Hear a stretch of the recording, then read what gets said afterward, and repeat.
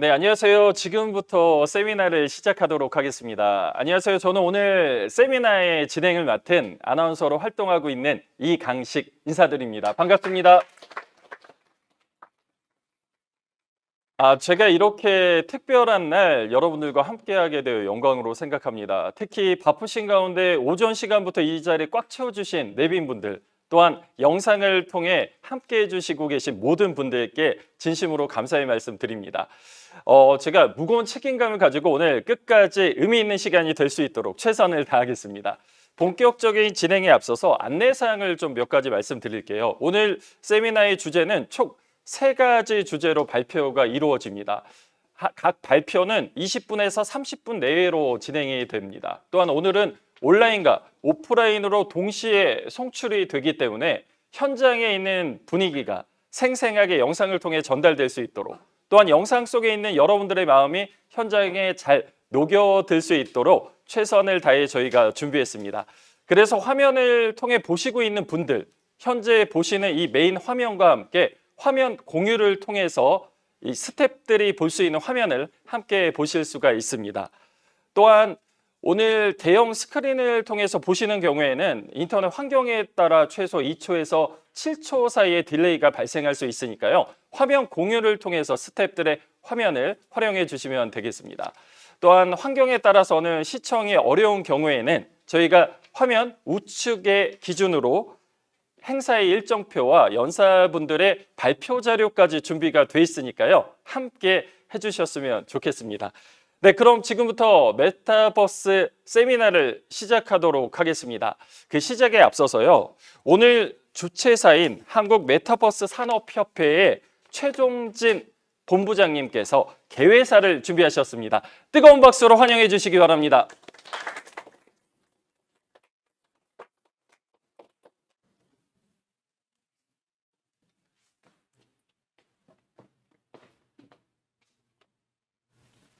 안녕하세요. 방금 소개받은 한국 메타버스 산업협회 산업진흥본부장 최동길입니다. 오늘 행사를 주최하는 한국 메타버스 산업협회가 어떤 협회인지 간단하게 먼저 말씀을 좀 드리겠습니다. 메타버스 산업협회는 기존의 메타버스의 요소 기술이라고 할 수 있는 실감 콘텐츠, VR, AR, XR 관련된 솔루션 또는 서비스를 할 수 있는 기술 기업들과 모바일 관련 기업들, 그리고 메타버스의 주요 키 플레이라고 할 수 있는 통신사, 제조사, 그다음 네이버, 카카오 같은 회사들이 함께 모여서 설립된 단체입니다. 그래서 작년 11월 달에 출범을 했고요. 금년 1월부터 본격적으로 사업을 진행하고 있습니다. 현재 하고 있는 사업들은 메타버스 생태계 조성을 위한 여러 가지 사업들을 수행을 하고 있는데요. 예를 들면 작년 5월 달에 정부에서 메타버스 생태계 조성을 위해서 메타버스 얼라이언스라는 것을 구축했습니다. 그래서 메타버스 관련 기업 기관들이 참여하고 계신데요. 현재 850여 개 기업들이 참여하고 계세요. 저희가 그것 사무국을 맡아서 전체 운영을 하고 있습니다. 그 외에 메타버스에 필요한 인력 양성이나 기업들을 지원하는 여러 가지 프로그램들을 저희가 운영을 하고 있는데요.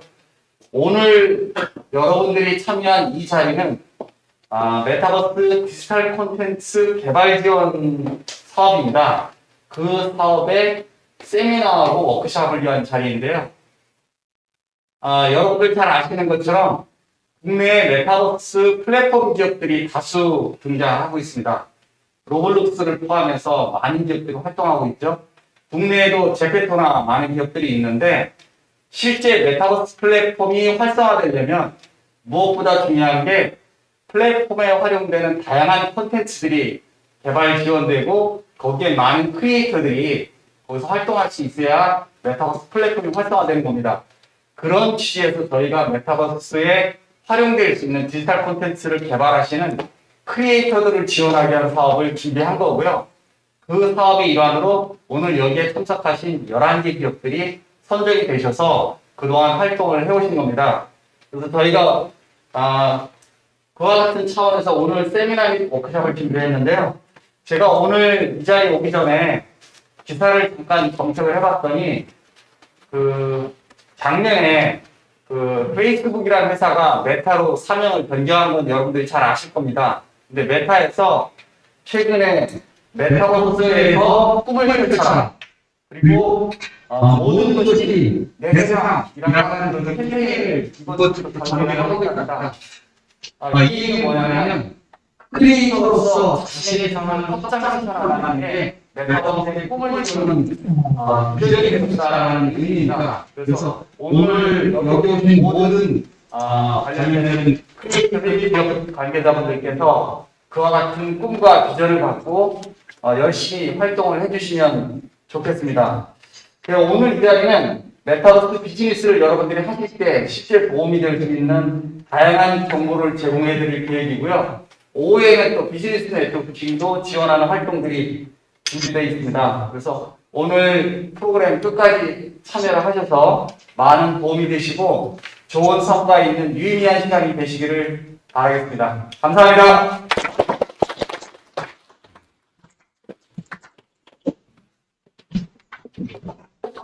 네, 본부장님의 말씀처럼요. 오늘 여러분들에게 또 영상을 보시고 있는 분들에게 정말 유의미한 그런 의미 있는 시간들 준비되어 있으니까요. 끝까지 함께 해주셨으면 좋겠습니다. 오늘 이 행사는 메타버스 세미나입니다. 화면에서 보시는 것처럼 오늘은 메타버스의 이해와 활용 가능성에 대한 주제로 저희가 진행이 되는데요. 사실 저는 이제 컴공과 출신의 시스템 엔지니어 출신이기도 합니다. 현재는 IT 업계와 다른 방향으로 좀 일을 하고 있는데요. 최근에 제가 모델하우스 촬영을 하는데요. 거기 이제 관계자분께서 이런 이야기를 해주시더라고요. 이제는 견본 주택이 아닌 메타버스를 활용한 홍보로 이 방향을 우회했다, 바꿨다라는 표현을 쓰시는 걸 보면서 우리 실생활에 메타버스가 이렇게 깊숙이 침투를 한 게 아닌가라는 생각을 했습니다. 그래서 오늘 이 행사는요, 국내외 메타버스 산업의 최신 트렌드를 함께 공유하고 업계와 학계분들과 함께 메타버스의 미래 비전은 어떻게 될지 함께 이야기 나누는 시간을 준비했습니다. 그래서 업계 관계자분들과 메타버스에 관심 있어 하는 모든 분들이 한자리에 모인 축제의 장인 만큼 오늘 편한 마음으로 함께 즐겨주셨으면 좋겠습니다. 네, 그럼 여러분들과 함께하는 이 멋진 행사를 지금부터 박수로 시작하겠습니다. 본격적인 진행에 앞서서 오늘 첫 번째 세미나의 연사분을 만나보도록 할 텐데요. 제가 항상 인터넷이나 방송에서 메타버스라는 이야기를 많이 듣거든요. 근데 도대체 이 메타버스가 무엇이고 실생활은 어떻게 활용이 되고 있는지 굉장히 궁금해했었습니다. 이런 궁금증을 가진 여러분들이라면 이 연사님의 이 발표가 굉장히 도움이 되실 거라 생각을 합니다. 바로 메타버스를 어떻게 활용할 것인가에 대한 주제로 오늘 준비가 되어 있습니다. 메타버스의 형태 비교와 발전 단계, 그리고 세컨플로 플랫폼에 대한 구조적 내용 및 활용 사례까지 알찬 구성을 준비했는데요. 오늘 첫 번째 연사님을 소개하겠습니다. 두나무의 정민영 사업 파트장님을 큰 박수로 환영해 주십시오.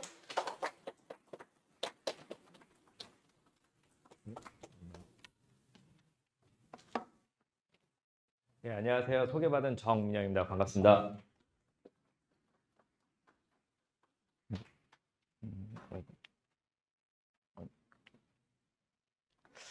예, 저는 오늘 메타버스를 어떻게 활용할 것인가에 대해서 말씀을 드리려고 하는데요.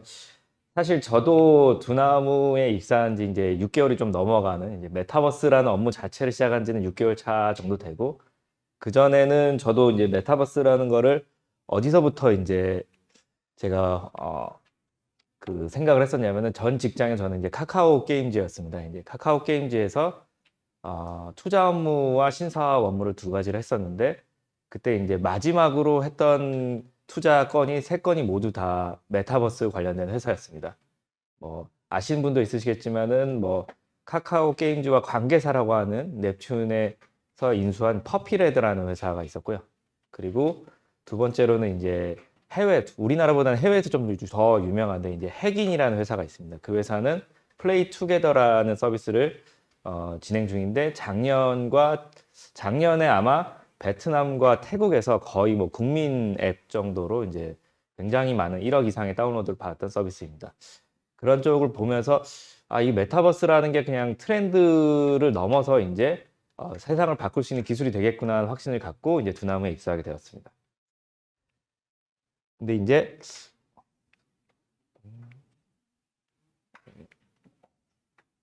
잘 안 넘어가죠. 네.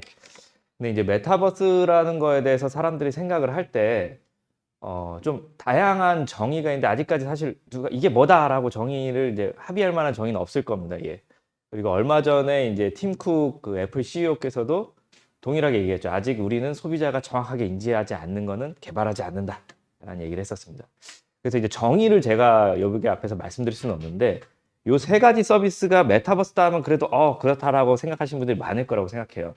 첫 번째가 이제 아까 본부장님께서 언급하신 로블록스가 있고 두 번째가 이제 그 페이스북의 이제 이름 바뀐 메타 그리고 마지막이 이제 게더 타운일 겁니다.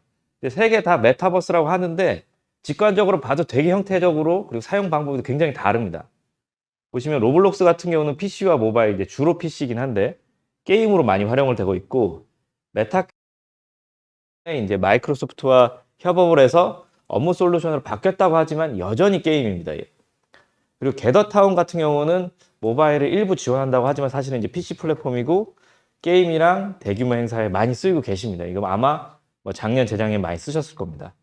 근데 이제 게임이라는 경험과 메타버스라는 경험을 저는 좀 구분을 하고 싶었어요. 근데 게임은 사실은 그 가상 세상 안으로 들어가 버립니다. 그래서 현실의 나와 그리고 가상현실의 나는 굉장히 다릅니다. 예를 들자면은 게임에서는 전 누군가를 저격하는 스나이퍼가 될 수 있지만은 현실에서 여기 계신 분들 예비훈련 가지 않는 이상 총을 만질 기회도 없습니다. 그런데 게더타운 같은 경우는 분명한 거는 현실의 나와 가상현실의 나가 어느 정도 구분이 그렇게 단절되어 있다는 게 아니라 연결이 되어 있습니다. 제가 화상으로 아바타로 그 친구와 컨택을 하고 있지만은 분명히 나의 그 캐릭터가 투영된 아바타이고 화상으로 얘기를 하기도 하고 음성으로도 얘기를 하고 채팅으로도 얘기를 하는데 그 가상현실에서 만들었던 나와 지금 제가 직접 만나는 나가 크게 다르지 않습니다. 이런 그 각각의 특징이 있지만 저희가 생각하기에는 이 게더타운의 모델이 메타버스라고 사람들이 기대하는 그 모습에 가장 가깝지 않을까라는 생각을 해서 저희는 게더타운의 형태를 좀 채택을 했습니다.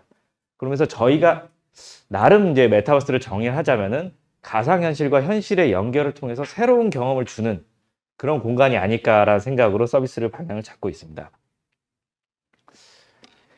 지금 아직까지는 마스크를 다 쓰고 계시지만 분명한 건 현재 2년여 기간이 지났고 엔데믹 전환이 논의되고 있습니다. 굉장히 구체적으로. 근데 그 코비드 기간 동안 게더타운이라는 게 어떻게 도입되는지 한번 생각을 해보겠습니다. 처음에 갑자기 정부에서 이제 각 대기업에게 뭐라고 얘기했냐면 재택으로 전환하라는 가이드라인이 나왔고 대기업들조차 재택 전환이 사실 준비가 안 돼 있었어요. 그래서 그냥 일단 집에 노트북 들고 가서 뭘 했냐면 줌이나 그리고 구글 미트와 같은 익숙한 화상회의 솔루션을 쓰기 시작했었습니다. 그런데 줌 증후군이라는 게 이제 사실은 이제 해외에서 많이 용어가 되는데 이제 줌 페이티그라고 했는데 줌을 하루 종일 쓰니까 너무 피곤한 거예요. 힘들고 그리고 뭔가 얘기를 하고 있는 게 좀 힘들다고 지침이 있었고 또 하나는 뭐냐면 회사가 아닌 자기 집 방 안에 혼자 있으니까 이게 사람들이 외롭다라는 얘기를 종종 하기 시작한 거죠. 예. 그러면서 어떤 일이 벌어졌냐면은 이걸 어떻게 극복해야 되지 하다가 일주일에 한 번씩 와 이렇게 얘기하는 회사도 있었지만은 많은 경우 게더타운을 도입을 하기 시작했었어요. 게더타운을 도입하면서 이거 진짜 괜찮네 하면서 작년 2년 동안 저희가 가상 오피스로 게더타운으로 완전 전환하겠다라는 회사도 나타났었고 그리고 대규모 행사 같은 거로 이런 웨비나나 세미나 같은 거로 게더타운에서 한다는 게 이제 더 이상 뉴스거리는 아니다. 그런갑다 하고 넘어갑니다. 근데 게더타운을 업무용으로 써보셨던 분들은 기억할지 모르겠지만은 퇴근하면 닫습니다. 다시 보지 않는 솔루션입니다. 그런데 그리고 또 하나 엔데믹이 돼서 이제 저희가 출근을 하기 시작하면은 과연 이 게더타운이라는 솔루션을 계속 쓸까? 만약에 엔데믹이 돼서 쓰지 않는 솔루션이라면 이게 메타버스인가? 라는 고민이 좀 빠졌어요. 그래서 저희는 이게 왜 그러면은 업무용 솔루션이 아니라 사람들이 일상 속에서 파고들어야지 우리가 생각하는, 우리가 혹은 기대하는 메타버스가 될 텐데 그 모습을 어떻게 찾아야 될까에 대해서 고민을 해왔습니다. 요 얘기를 하기 전에 저희가 한번 모바일 그리고 그러니까 온라인부터 시작을 하겠습니다. 온라인 그리고 모바일로 넘어갈 때 반복적으로 나타났던 겁니다. 이제 앞에 S가 붙긴 하는데 S 1S, 4C라고 얘기하는 이제 서치 엔진이 먼저 시작이 되고 그 다음에 4C가 시작을 했습니다. 어떻게 되냐면 처음에 커뮤니케이션 툴이 나오고 그 다음에 커뮤니티가 되고 그 다음에 컨텐츠 마지막에 커머스가 되는데 제 전 직장인 카카오 계열로 말씀드리겠습니다. 카카오톡으로 커뮤니케이션이 시작이 되었습니다. 그리고 카카오톡은 그룹 채팅이라는 기능을 통해서 커뮤니티를 만들기 시작했어요. 오픈 채팅 같은 경우도 지금 사실상 커뮤니티가 되었습니다. 마지막으로 거기에 게임이나 그리고 웹툰 같은 컨텐츠를 제공하면서 컨텐츠 공급자가 되었고 마지막으로 지금 네이버와 치열하게 경쟁 중이지만 대형 커머스가 되기 위해서 선물하기 같은 기능을 굉장히 강화하고 있고 현재 그 카카오 현 대표님이 홍은택 대표님 같은 경우는 카카오에서 커머스를 담당했던 주력 인원입니다. 그래서 앞으로의 뭐 카카오의 전략 방향이 커머스다라는 게 보이실 거예요. 그리고 저희는 요게 지금 제가 모바일 시대를 말씀드렸는데 온라인에도 똑같았습니다. 구글이라는 곳이 나타났고 커뮤니케이션 도구인 뭐 네이트원 뭐 이런 게 나타났고 커뮤니티를 구성하는 카페, 블로그 같은 게 생겼고 컨텐츠를 공급하는 것은 뭐 여러분들 다 보셨고 커머스로 확장했습니다. 그리고 메타버스가 웹 3.0이라는 키워드랑 같이 갔을 때 제 넥스트 인터넷이라는 얘기가 나올 때 이렇게 되겠구나라는 생각을 하게 되었습니다. 그래서 저희도 일단은 커뮤니케이션을 새롭게 하는 수단이 되지 않을까라는 기대를 하고 있습니다. 자신의 상품을 전시하고 사람들에게 전달하는 수단 이거 이상이 되지 않을까 싶어요. 이게 자신이 상품이라는 게 꼭 상품이 아니라 나 자신일 수도 있다고 생각을 합니다. 뭐 링크드인 같은 이제 B2B 플랫폼을 많이 써보시면 아시겠지만은 거기는 나를 광고를 하고 있거든요. 나의 일상을 광고하기 때문에 나 자신을 광고하고 포트폴리오를 보여줍니다. 근데 아무래도 링크드인은 화이트 칼라한테 좀 적합해요. 아트를 하시는 분이나 그런 분들은 자기 작품을 전시하기에는 링크드인의 UI나 UX가 그렇게 좋지는 않습니다. 그리고 이런 그 자기 커뮤니케이션 수단이 막 이렇게 있어서 여기서 싹 편하면은 여기서 사람을 만나기가 좋거든요. 그렇게 되면은 결국 같은 관심사를 가진 사람들이 모여서 커뮤니티를 구성하게 될 것입니다. 그리고 우리는 커뮤니티를 구성한 곳이 플랫폼이 되는 것을 여러 번 확인했었습니다. 그래서 저희는 커뮤니티가 되고자 하는 목적을 가지고 지금 이 서비스를 발전시키고 있습니다. 마지막으로 이 커뮤니티가 생기면은 자동적으로 컨텐츠를 가진 곳들이 이것을 통해서 컨텐츠를 유통하고자 하거나 혹은 2차 창작물이 나오기 시작합니다. 저희가 넷플릭스랑 유튜브를 비교하자면은 넷플릭스는 전형적으로 컨텐츠를 그냥 쏴주는 서비스예요. 그래서 앉아서 편하게 가장 쾌적하게 컨텐츠를 볼 수 있는 곳입니다. 근데 유튜브는 댓글이나 소통을 할 수 있는 공간입니다. 이거는 플랫폼이거든요. 근데 컨텐츠를 만드는 게 유튜브 같은 경우는 유저가 만든 컨텐츠를 올릴 수 있어요. 저희가 바라는 거는 넷플릭스처럼 전문적인 컨텐츠가 올라가는 것도 있지만 그것보다는 유저가 올리는 컨텐츠가 많아지는 플랫폼이 되고 싶습니다. 그리고 커머스까지 쓰고 싶은데 그건 너무 먼 미래 같아서 저희가 그 얘기까지는 할 수 없을 것 같아서 여기까지만 저희가 방향을 잡고 있고요. 그래서 그런 서비스를 만들기 위해서 저희가 어떻게 저희 서비스를 구조를 만들어야 될까를 좀 고민을 해봤어요. 그래서 이제 커뮤니케이션도 잘 돼야 되고 커뮤니티도 구성돼야 되고 컨텐츠도 돼야 되는데 일단 사실은 아쉽지만 저희는 여기까지는 지금 1차적으로 완료가 됐다가 2차로 지금 진화하고 있는 단계입니다. 1차적으로 화상 채팅이라고 했는데 화상 채팅을 붙이는 기술이 생각보다 좀 어렵습니다. 많은 경우에 많은 사람들이 라이브 스트리밍으로 방송을 중계하는 것과 화상 채팅으로 1대1 얘기하는 게 같은 기술이라고 생각하는데 기술적으로 좀 차이가 나고 많은 경우 그 실시간으로 서로 커뮤니케이션 기술은 웹 RTC라는 기술을 쓰고 있습니다. 이게 P2P 커뮤니케이션을 이제 도와주는 건데 한계적으로 동시에 300명 이상 접속이 잘 안 됩니다. 넘어가면 이제 퍼포먼스 확 떨어지기 시작하는데 이건 게더타운도 마찬가지로 저희인데 저희도 요거의 캐파를 좀 늘리고자 하는 노력을 꾸준히 해왔어요. 근데 사실 고민해 보면은 400명, 뭐 300명이 동시에 이야기하는 상황이 정상적인 상황은 아니라고 생각을 해요. 보통은 많아봐야 10명 정도의 패널을 얘기하고 나머지는 듣는 구조인데 그럼에도 불구하고 저희가 한번 그런 거를 시도해 보자 라고 얘기하는데 음성 채팅 솔루션으로서 가장 강력하다는 게 디스코드이고 디스코드는 제가 3년 전에 조사했을 땐 이랬어요. 몇 명이 동시 접속하냐 했더니 언리미트라고 써놨었습니다. 그러니까 그만큼 자신 있다는 거였고 실제로 뭐 게임을 좋아하시는 분들은 디스코드를 많이 사용하시는데 뭐 500대 500 공성전 할 때 뭐 그런 커뮤니케이션 하는 그 디스코드를 많이 사용합니다. 예. 외향적이시고 잘 나가시고 이제 뭐 밖에 나갔을 때 뭐 대화를 주도하고 그런 분들이 많아요. 근데 그런 분들보다 조금 더 숨어 계신 분들을 좀 많이 찾고 싶었어요. 예, 그 이야기는 제가 뒷부분에서 다시 설명을 드리겠습니다. 그래서 저는 이 아바타와 공간 그리고 커뮤니케이션 수단에서 커뮤니티를 지향을 하고 있습니다.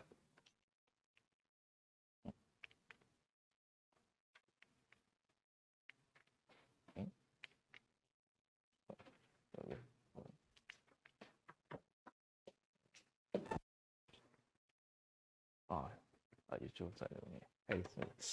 그래서 이제 메타버스를 어떻게 활용할 것인가에 대해서 많은 분이 상황을 하는데 이게 제가 사실은 이거 쓸 거면은 줌 쓰지 왜 이거 써요라는 얘기 많이 들었고 이거 쓸 거면 유튜브를 쓰는 게 훨씬 이제 화상으로 할 때 성능도 좋고 한데 왜 이걸 쓰냐라는 얘기를 많이 들었어요. 근데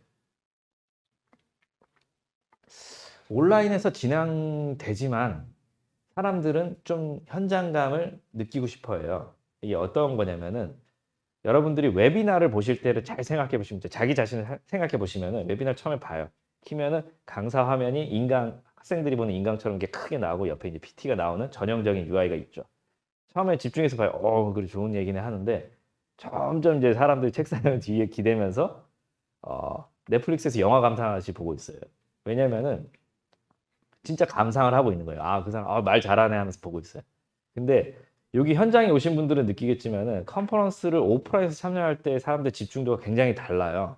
그 현장감이라는 게 굉장히 큰데 이거를 물론 기술적으로는 VR이라는 기술이 있어서 그걸 쓰면 좋긴 한데 VR은 사실 불편한 점이 좀 아직까지는 많습니다. 근데 내가 그곳에 참여하고 있다는 느낌을 받고 싶어요. 그리고 받았을 때 사람들의 집중도나 몰입도가 굉장히 차이가 납니다.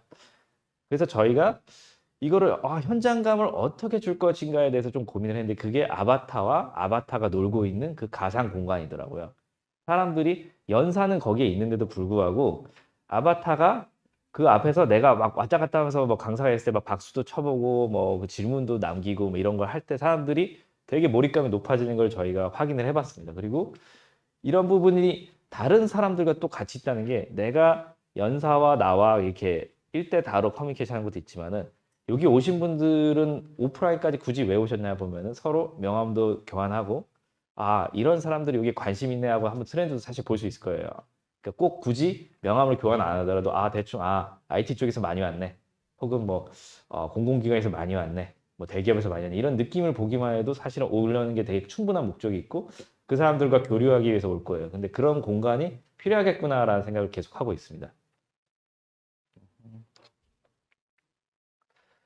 그래서 저희가 아까 말씀드렸던 이제 세 가지 이제 커뮤니케이션, 커뮤니티, 컨텐츠 관점에서 저희가 어떻게 이걸 활용하는지에 대해서 고민했는지 이제부터 사례 위주로 좀 말씀을 드려보겠습니다.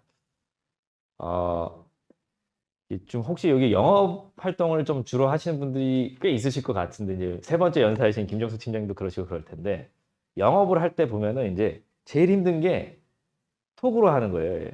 톡으로 하면은 메일보다는 톡이 편하긴 한데 이게 느낌을 잘 모르겠어요. 어때요라는 게 해줬으면 하는 어때요인지 아니면은 정말 물어보는지 여기 좀 감이 안 올 때가 있어요. 그러면 사실은 전화 통화하는 게 훨씬 빠릅니다. 전화 통화하면은 예, 이거는 그렇게 안 했으면 좋겠어요 이렇게 되는데 사실 사람들이 텍스트를 틀 때는 의도치 않게 자기가 자꾸 말을 정제를 해요.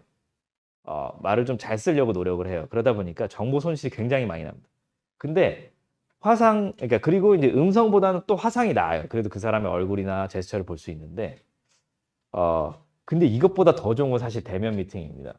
왜 그러냐면 그 사람의 목소리 톤이라던가 혹은 그 사람 사무실의 분위기, 뭐 이런 톤 통해서 파악할 수 있는 게 정보가 생각보다 많아요. 이게 인지에서 이건 몇 점짜리 정보야 이렇게 계산할 수는 없지만은 분위기라는 걸 느끼는 것에 대해서 현장 미팅이라는 거 굉장히 중요합니다. 근데 그렇기 때문에 이게 참 여기 오신 분들이 다 메타버스에서 관심이 있어서 오셨는데 제가 생각하기에 오프라인 미팅을 메타버스나 혹은 온라인이 대체할 수 없다고 생각합니다. 그거를 쫓아갈 뿐이지 그렇게 가는 거는 좀 아직까지는 좀 쉽지 않다고 생각합니다. 물론 XR 뭐 그리고 VR 같은 건 모르겠는데 근데 대신 그러니까 요게 그 메타버스 회의론의 시작점이 요거라고 생각을 합니다. 그러니까 메타버스에 대한 기대감이 오프라인을 온라인이 대체할 거라는 그 과도한 기대감 때문이 아닌가 생각해요. 커뮤니케이션은 사실은 직접 만났을 때 그 전달되는 게 다 오는 거. 예를 들면 하다못해 그 회사의 뭐 향수 냄새라도 뭐 느낄 수 있을 것 같아요. 예. 그리고 막 나는 누군가의 미팅을 하고 있지만 뒤에서 다른 직원들이 되게 열정적으로 커뮤니케이션 하는 걸 지나가면서 들을 수 있고 뭐 그랬을 때 이거 되게 긍정적인 토론에서 저기 회사 분위기 좋네 이렇게 판단할 수 있잖아요. 그렇기 때문에 두 개의 장점을 활용하려고 최대한 노력을 하고 그러니까 오프라인을 못 하니까 온라인으로 대체하되 그 경험을 좀 더 집중력 있게 만들어 보자라는 컨셉에서 저희는 이런 공간을 한번 만들어 봤었습니다. 두나무 아발란체 AMA 웨비나라는 건데 아발란체는 이제 블록체인 프로젝트 이름이고 AMA는 이제 블록체인 관심 있는 사람은 많이 알 텐데 이제 Ask Me Anything이라고 해서 단순히 지금처럼 발표를 하는 공간이 아니라 정말로 질문 응답을 바로 하는 시간입니다. 그러니까 그 사이에 질문을 받고 그러니까 거의 대부분 이 사람들은 AMA 그 아발란체라는 거에 대해서는 대부분 알고 있어. 근데 다음 방향 뭐니? 이거 어떻게 할 거니? 이런 걸 하는데 저희가 이 공간을 온라인이라고 해서 그냥 넘어가는 게 아니라 지금 보시면 이제 컨퍼런스 장처럼 작아서 잘 안 보이는데 뭐 예를 들자면 처음에 왔을 때 저희 들어올 때 보면 입장할 때 이제 패널 이 입장 카드를 받고 그리고 여기는 자료 받으면서 스탬프 도장비 찍으면 뭐 커피 쿠폰 주고 그런 거 있잖아요. 그런 것도 해보고 자료도 다운받게 하고 구석에는 포토존 같은 것도 만들어서 아바타지만은 한번 사진 내가 여기 왔다 갔다 많은 사람들이 인스타에 자랑도 하고 페이스북에 자랑도 하잖아. 나 여기 왔다 갔다 왔어. 그리고 실제로 발표하는 사람들과 커뮤니케이션 할 때 채팅으로 하는 것도 있지만은 저희는 직접 그 즉석에서 질문하고 싶은 사람을 저희가 선정하고 그 사람이 음성으로 질문하면은 현지에 있는 사람이 바로 답변하는 구조를 가졌습니다. 이거는 그 당시에 저희는 이제 블록체인 그 아발란체 프로젝트 같은 경우는 해외 미국 프로젝트여서 미국 현지에 계신 분과 동시 통역사가 있었고 질문한 사람이 왔다 갔다 하는 거에 대해서 그때 해봤는데 지금 오늘 발표할 때도 약간 렉이 있다고 하셨는데 감수할 수 있을 만큼의 그 커뮤니케이션이었고 그때 많은 사람들이 막 만족하고 이제 뭐 경품까지 받고 가셨습니다. 그리고 두 번째는 커뮤니티인데 사실 이제 저희가 가장 강조하고 싶은 거였어요. 근데 아까 팬덤 관련해서 좀 사례에서 말씀드렸던 게 딱 이 부분이었습니다. 카카오 엔터테인먼트에 이제 카카오 페이지 사업부가 있고 거기가 이제 웹툰과 웹소설을 주로 사업을 하고 있습니다. 근데 웹툰 작가 하면 제일 유명한 사람이 아마 기안84라는 분입니다. 예. 근데 기안84는 이제 사실은 연예인에 더 가까워졌어요. 근데 많은 작가님들이 연예인이 되고 싶어 하진 않습니다. 근데 이게 또 이질적으로 또 뭐냐면은 근데 사람들한테 관심은 받고 싶어요.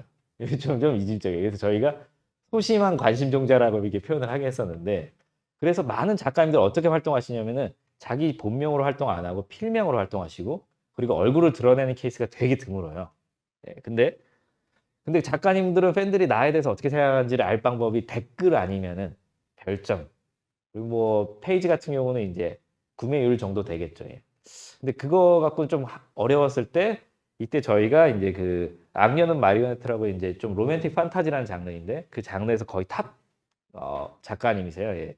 그 웹소설 작가님이 이제 팬미팅을 했었습니다. 그때 동시 접촉 사수가 밤 9시였는데 한 398명을 찍었던 걸로 기억을 하는데 근데 진짜 질문을 많이 하시더라고요. 그리고 답을 하는데 지금 제가 화면이 작아서 죄송합니다. 이게 얼굴이 드러내지 않았습니다. 끝내 작가님은. 그리고 근데 그럼에도 불구하고 육성으로 자기가 그 팬들이 질문했고 팬뿐만 아니라 작가 지망생들도 왔었어요. 그래서 저는 작가님처럼 이런 글을 쓰고 싶은데 어디서 영감을 많이 받으세요 하면 뭐 그런 얘기를 줄줄 하는데 저희가 뭐 그 워렌 버핏과의 점심에 수백만 원 달러를 지불한 사람처럼 워렌 버핏의 이야기는 책으로 엄청 잘 정리되어 있거든요. 근데 왜 굳이 만날까?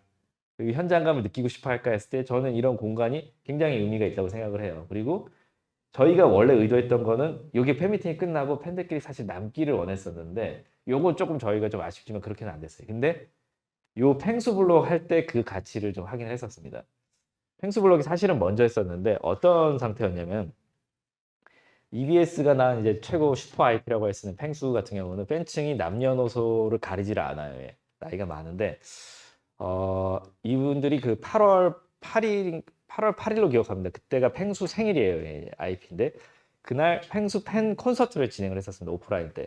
그 티켓이 너무 많이 팔려서 못 가신 분들이 너무 많아서 못 간 팬들을 위한 공간을 만들어 주세요가 EBS의 요청이었습니다. 예.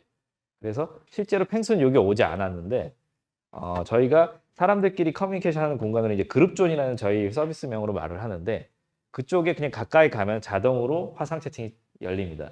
게더타운 같은 경우는 가까이 가면 화상 채팅이 열리는 방식인데 저희가 그렇게 했더니 원하지 않는 사람이 굉장히 많더라고요. 이게 불편하다고 해서 그럼 특정 존은 화상 채팅이 열리는 곳이다. 그러니까 대표적으로는 테이블 오브젝트가 있으면 저기는 회의하겠구나라고 생각할 수 있게 만들어 놨었는데 저희는 이때는 이제 펭수의 동상을 이제 그룹존으로 만들었더니 처음에는 이게 저도 잘 돼야 되니까 영업 담당자로서 제가 펭수 팬이차 팔려 있었어요. 가서 뭐 펭수 말투도 막 전날 공부해서 이게 다른 분들 오면은 말 걸면서 얘기해봐야 되는데 필요가 없었습니다. 그때 한 분이 아이디가 날라라 펭수였나 뭐 그런 분이었는데 그분께서 오늘 펭수가 너무 좋아서 자기가 펭수가 가장 좋았던 동영상을 공유하고 싶어 해서 그 유튜브 영상을 그분이 공유를 했고 화면 공유를 했고 다른 팬분들이 그냥 그분들끼리 서로 맞아요 그때 그거 했었는데 되게 재밌었는데 이러면서 그냥 음성으로 계속 얘기를 하시는 거예요. 원래는 그게 안 될까 봐 제가 걱정이 돼서 저희 운영진이랑 제가 그냥 그 뭐 팽하라는 말투랑 뭐 이런 몇 개 말투가 있거든요. 그거 배우면서 연습도 하고 그랬었는데 할 필요 없이 그냥 이렇게 진행이 됐고 그리고 이 중에 한 팬은 그 오프라인 콘서트장에 가진 못했는데 그 입구 가서 현장 중계하겠습니다 해서 막 모바일 폰으로 이렇게 돌아다니는 분도 계셨습니다. 그래서 이게 그들만을 위한 공간으로 만들어줄 수 있는 거리만 제공해주면은 커뮤니티가 될 수 있겠다였어요. 그래서 이런 그 창작자와 팬들 그리고 팬들과 팬들이 저희는 창작자와 팬들보다는 사실 이 두 문제가 더 중요해요. 팬들끼리 커뮤니티를 구성해서 이런 그 서로 소통할 수 있는 공간이 되었으면 좋겠다. 그리고 이렇게 하면은 효과가 굉장히 좋구나까지는 사실은 이제 알게 되었습니다. 마지막 사례인데 여기는 이제 첫 번째는 사실은 요거는 그 예시이고 실제로 하진 않았습니다. KBO랑 협의를 하게 했었는데 만들어 두기만 했었는데 그러니까 SSG 랜더스 팬의 팬블록인데 저희 디자이너 분이 이제 이게 랜더스의 광팬이세요. 그래서 그냥 서비스 한 김에 그냥 자기가 그냥 혼자 집에서 취미 생활을 이렇게 만들어 보시고 여기서 같이 그 경기를 이제 재생을 원래 재생을 하지는 못했었고 저작권 때문에 근데 이제 여기서 같이 관람하면서 그러니까 아마 저희 서비스를 한쪽에 놓고 여기에 이제 생중계하는 화면을 띄워놨겠죠. 그렇게 하면서 응원하고 댓글하면서 뭐 서로 얘기하다가 뭐 같이 뭐 얘기 말 통하면은 맥주 한잔 하자 뭐 이런 식으로 모임을 만들었는데 사내에서 좀 활동을 해봤는데 괜찮았다고 생각을 하고 계신 것 같아요. KBO와도 좀 고민 중인데 이게 또 이제 사업이랑 엮이면 이제 저작권 문제가 생겨서 일단은 그 부분은 저희가 뭐 진행을 못 하고 있고 현재 라이브로 진행 중이고 있는 건 요 이제 그 뮤지션이라는 행사입니다. 저희가 아마 마인드라는 뮤지션을 아시는 분들 많지 않으실 겁니다. 여기는 인디씬에서 활동을 하고 계신 분이고 이제 곧 뭐 유명해지시면 다시 이제 대중 가수가 될 텐데 이분들과 이제 라이브 방송을 하고 그리고 팬들과 소통하는 공간을 만들려고 하는데 이미 인스타 라이브나 유튜브 라이브가 있어요. 근데 굳이 여기 와서 왜 해야 되냐에 대해서 좀 고민이 많으실 거예요. 사실 그런 생각하시는 분들 많고 저조차도 이거를 이거 괜히 불편한 프로세스를 만든 거 아닌가 뭐 이렇게 생각을 했는데 아까 말씀드린 거랑 동일한 얘기가 다시 나옵니다. 컨텐츠를 제공할 때 뭐랄까 그 커뮤니케이션을 할 때 이제 다양한 커뮤니케이션이 있다는 거는 사람들의 반응이 어떻게 될지를 좀 예상하기 좀 힘들어요. 그러니까 좋아요 숫자만 갖고 내 이번 앨범이 잘 돼 사람들이 반응이 좋은 건지 뭔지 모르겠어요. 판매량으로 봐야 될지 스트리밍으로 봐야 될지 이거 좀 사실 감이 잘 안 오거든요. 근데 현장에서 이렇게 사람들과 서로 소통할 수 있는 공간이 된다는 게 컨텐츠를 제공한 사람 입장에서는 피드백을 같이 봤을 때는 좀 의미가 있더라고요. 그래서 보면은 그리고 또 하나는 아까 인디라고 말씀을 드렸는데 아직까지 인디 밴드들한테 무대는 되게 얻기 힘든 공간입니다. 그래서 버스킹을 하는데 그 버스킹조차 코로나 때문에 이제 사실 사라져 버렸죠. 예. 그래서 그런 공간으로서 하고 싶어 하는데 물론 인스타나 뭐 이런 것도 되긴 돼요. 예. 근데 인스타도 팔로워 수가 쌓이는 데까지 시간이 많이 걸리고 사실은 모르는 사람한테 인스타에 팔로우를 걸 수는 없거든요. 그럼 결국 버스킹이든 어디든 오프라인 미팅에서 시작되고 친구를 초대하고 뭐 이런 식으로 되는데 저희는 일단 좀 장기 프로젝트로 이런 인디 밴드를 한번 그냥 자기의 공연장을 만들어 드리고 그런 식으로 했을 때 콘텐츠가 어떻게 육성되는지를 한번 보려고 하고 있습니다. 예, 그렇게 했을 때 물론 이제 유튜브나 인스타 같이 스트리밍 퀄리티가 아직까지 좀 부족하긴 하지만 적어도 인디 음악 그러니까 좀 새로운 음악을 추구하는 팬들 입장에서는 이런 공간이 의미가 있을 것 같고 아까 말씀드린 것처럼 팬들이 직접 아티스트한테 육성으로 질문을 해볼 수 있다는 거 그리고 뭐 아티스트는 팬들한테 뭔가 경품을 쏠 수 있는 기능도 좀 만들었어요. 오히려 역조공이라고 보통 말하는 그 부분인데 그런 식으로 지내서 상호작용이 어떻게 되고 컨텐츠에 대한 경험이 단순히 TV나 멜론으로 이렇게 이어폰으로 듣는 게 아니라 혹은 콘서트장에서 수동적으로 받는 게 아니라 좀 소통할 수 있는 공간이 된다면은 이건 또 다른 형태의 콘서트 형태가 되지 않을까라고 생각을 하고 있습니다. 그래서 계속 말씀드리지만 아까 커뮤니티의 내용이랑 거의 비슷한 말을 컨텐츠에서 다시 말씀드리겠습니다. 다른 사람들과 컨텐츠를 소비하고 같은 관심사를 가진 사람들이 소통하는 공간인데 요거를 제가 스포츠 얘기할 때 좀 누락한 게 있는데 이렇습니다. 그러니까 사실 경기장에 가는 것보다 TV로 보니까 훨씬 편하거든요. 야구를 봐도. 그런데 사람들이 귀엽고 가요. 근데 귀엽고 가려고 했는데 못 갔어. 그럼 사람들이 어디로 가냐면 호프집에 가요. 호프집에 가서 그러니까 그래서 그 야구 경기 재생되는 그 호프집은 아무튼 장사가 망할 일이 보통 없어요. 근데 가서 그럼 왜 그러지? 이게 지금 그냥 술 먹고 싶어서 그럴 수도 있는데 보통 옆에 사람이랑 같이 응원하고 싶어서 가는 거거든요. 혹은 같이 응원 안 하고 상대편 서로 놀리려고 할 수도 다른 편을 할 수도 있으니까. 그래서 옆에 사람이랑 같이 소비한다는 컨텐츠의 특징이 사실은 굉장히 좀 의미가 있어요. 이게 왜 그러냐면은 넷플릭스는 집에서 혼자 보니까 훨씬 쾌적하긴 한데 극장에 왜 가냐 이거죠. 같이 보는 거에서 그러니까 보면서 잠깐 얘기하잖아요. 쟤 왜 저런데냐 뭐 이러면서. 그런데 야구도 마찬가지고 뭐 축구도 마찬가지예요. 스포츠 같이 응원을 같이 한다는 그 동질감이 필요한 컨텐츠 같은 경우는 온라인으로 줌으로 만나서 조금 한계가 있을 것 같아요. 근데 메타버스 공간에서 아바타라는 설정이 있고 뭐 서로 커뮤니케이션 하면 좋고 제가 좀 인상 깊게 봤던 VR 업체 중에 하나는 요거를 구현하려고 노력하더라고요. 그래서 라리가 현장에 있는 것처럼 VR을 딱 했는데 키면은 옆에 내 친구가 옆에 있는 거죠.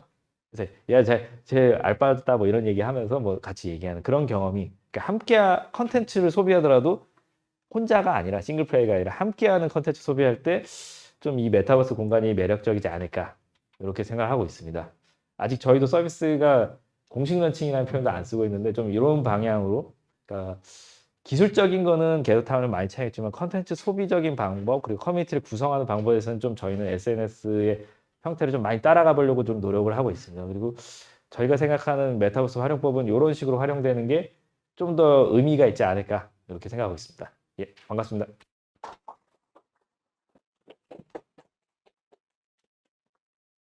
네, 첫 번째 이렇게 함께 해봤는데요.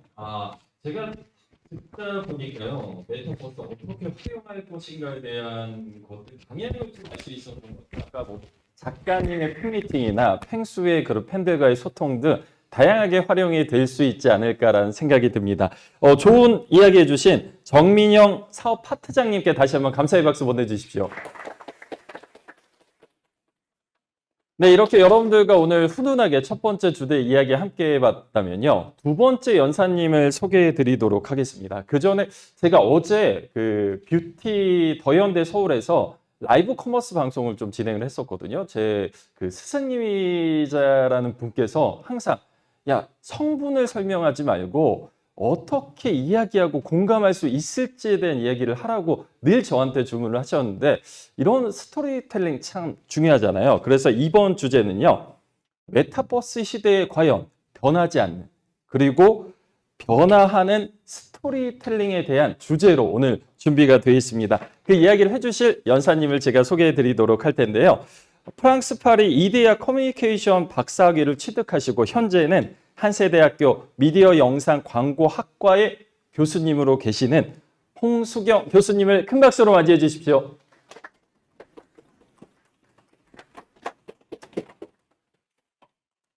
안녕하세요. 저는 등산을 좋아하는데요. 어느 날 제가 혼자 산에 가게 됐습니다. 산을 이렇게 깊숙이 들어가고 있는데 어디선가 신음소리가 나는 거예요. 그래서 신음소리가 나는 대로 다가갔는데 어떤 할머니께서 쓰러져 계셨어요. 휴대전화가 터지지 않더라고요. 그래서 저는 그 할머니를 업고 제가 걸어갔습니다. 너무 무겁더라고요. 막 낑낑대면서 내려가고 있는데 어느 순간 갑자기 가벼워졌어요. 그래서 뒤를 돌아봤더니 그 할머니가 서서 계시더라고요. 그러면서 당신 덕분에 내가 위험해서 벗어날 수 있었다. 그 보답으로 선물을 주겠다. 내가 너에게 구운 계란을 3개 주겠다. 이 구운 계란을 1개 먹을 때마다 소원을 빌어라. 이렇게 말씀하셨어요. 그래서 좀 신기하기도 하고 호기심이 생겨서 딱 까서 먹으려고 하는데 어디서 다람쥐가 나타나는 거예요. 그러면서 막 저를 쳐다봐요. 애처로운 눈으로. 그래서 그 다람쥐에게 계란을 줬습니다. 그리고 또 다시 까려고 하는데 또 어디서 막 새들이 날아와서 또 불쌍한 눈으로 쳐다봐요. 그래서 또 계란을 줬어요. 이제 하나만 남은 거예요. 그 계란은 어떻게 됐을까요? 물론 이 이야기는 가상 허구의 이야기죠. 그렇지만 현실에 저는 트레드밀을 타면서 산을 올라가고 이런 사람과 동물을 만나고 이런 사건을 겪게 됩니다. 이것이 그 메타버스 세계에서 일어날 수 있는 그러한 일이죠. 제가 만약에 처음부터 스토리텔링은 무엇입니다. 스토리는 무엇입니다. 이렇게 시작했으면 재미없다 할 텐데 또 뭔가 이야기를 하는 것 같으니까 귀를 쫑긋 기울이고 그 다음에 어떻게 됐지? 뭐 3가지 소원 나는 무엇을 내가 생각한 3가지 소원은 무엇이지? 이걸 잠시 상상을 하신 분도 아마 계실 거예요. 이처럼 인간은 이야기를 본질적으로 좋아합니다. 그래서 인간을 이제 호모 나란스다라고 이야기합니다. 그런데 이제 우리가 스토리텔링 이렇게 얘기를 하는데 스토리텔링은 이야기하는 행위에 좀 더 중점을 두고요. 이야기를 하는 사람과 이야기를 듣는 사람의 상호작용이 중요하게 작용을 하는데요. 뭐 연극에 보면은 관객 참여 연극 같은 거 있잖아요. 김종석 찾기라든지. 근데 관객이 적극적이다. 그럼 배우들도 막 신이 나서 예정에 없던 것을 막 보여주게 됩니다. 가수 공연도 마찬가지죠. 그런데 관객이 반응이 시원찮다. 리액션이 별로다. 그러면 좀 시들해지고 신이 나지 않습니다. 이처럼 스토리텔링은 관객의 또는 청자의 반응에 따라서 상호작용하는 그 층위가 달라지게 되는 것이죠. 아주 오랜 옛날 여러분들이 뭐 영화나 드라마에서 많이 보셨겠지만 족장이나 제사장은 자연의 섭리 그리고 부족의 탄생 이런 거에 대해서 많이 알고 있었어요. 그 시대는 문자가 없었기 때문에 구전으로 내려오는데 아주 특별한 계층의 사람들만 그런 이야기를 알고 있었죠. 그래서 지진이 일어나거나 또는 뭐 일식이나 월식이 생긴다 그러면 사람들이 두려워할 때 그들은 그런 이야기를 해주는 거죠. 그러면서 이야기를 전해주면서 이들은 파워를 갖게 되고 그 권력이라는 것은 사람을 죽이고 전쟁을 일으키는 것보다 더 강력한 힘을 가지고 있었고요. 사람들은 큰 칼을 쓰는 사람보다 이렇게 이야기하는 힘을 가진 사람들을 더 존경하고 심지어 두려워하기까지 했습니다. 이처럼 교훈을 주는 이야기, 꿈을 주는 이야기, 또 문제를 해결하는 그 실마리를 제공해 주는 이야기, 이런 이야기를 하는 사람들이 물리적인 힘을 가진 사람보다 더 파워를 가지고 있었던 것이죠.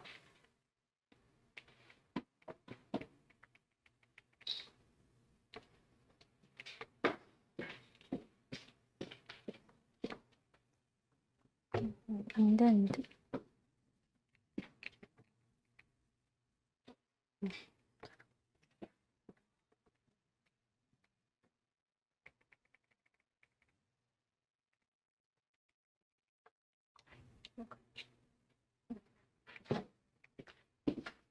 네, 그 리차드 도킨스는 미임에 대해서 얘기했는데 이것은 그리스어로 복제, 기억이라는 뜻을 가지고 있습니다.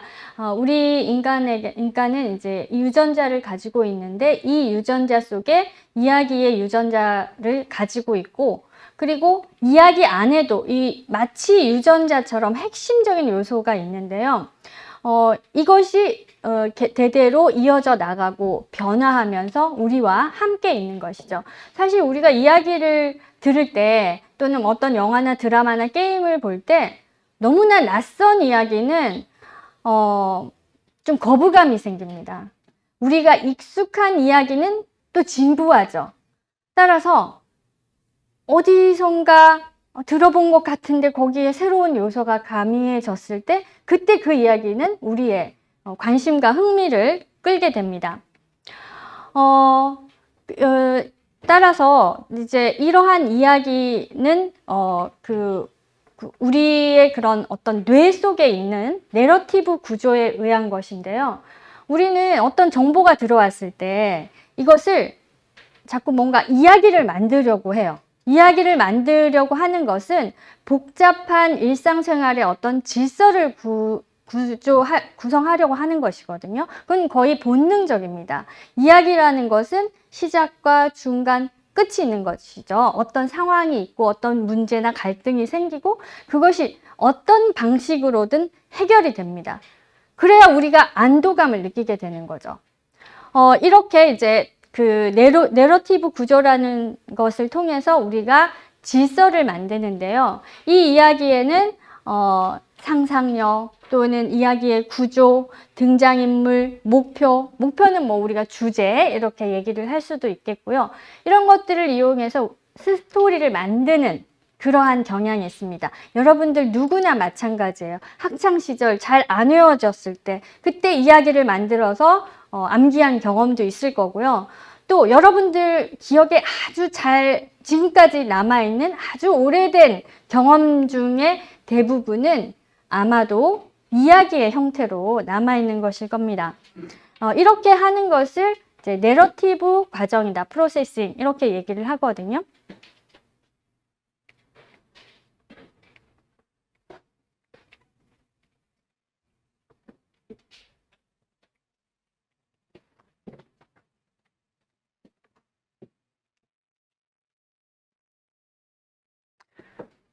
자, 이러한 그 스토리를 구성하는데 사용하는 플롯, 인물, 사건, 행동은 우리가 경험한 그런 감정적인 요소, 슬프다. 자, 아까도 말씀하셨는데, 영화관에 가서 왜 다 같이 볼까? 슬픈 영화를 보면 여기서 훌쩍, 저기서 훌쩍. 또 무서운 영화를 보면 여기서 악, 저기서 악 소리가 나죠. 이런 어떤 감정적인 요소를 경험을 하게 되는데요. 스토리는 이러한 인간의 정서적 경험의 집약체라고 할 수 있습니다. 우리가 그 스토리를 접하면서 그 자리에 주인공이 있는 자리에 나를 갖다 놓습니다. 갖다 놓고 만약 나라면 하는 상상을 하게 되거든요. 어떤 이야기를 들을 때 이러한 상상력을 더 많이 하게 되면 될수록 우리는 그 이야기에 몰입을 하게 되고 그 이야기를 창의적이고 감동적이고 의미 있다고 생각하게 됩니다. 그러면서 이제 캐릭터와 정서적으로 공감하게 되고 감정이입이 되고 이렇게 되면은 이 이야기를 다른 사람들한테 막 해주고 싶어 해요. 자, 인터넷상에서 SNS에서 바이럴되는 많은 컨텐츠들이 있습니다. 그런 컨텐츠들은 물론 뭐 간혹 기업에서 하는 경우도 있지만 많은 이야기들은 그냥 그 소비자들이 자발적으로 마케터가 돼서 바이럴을 일으키는 것입니다.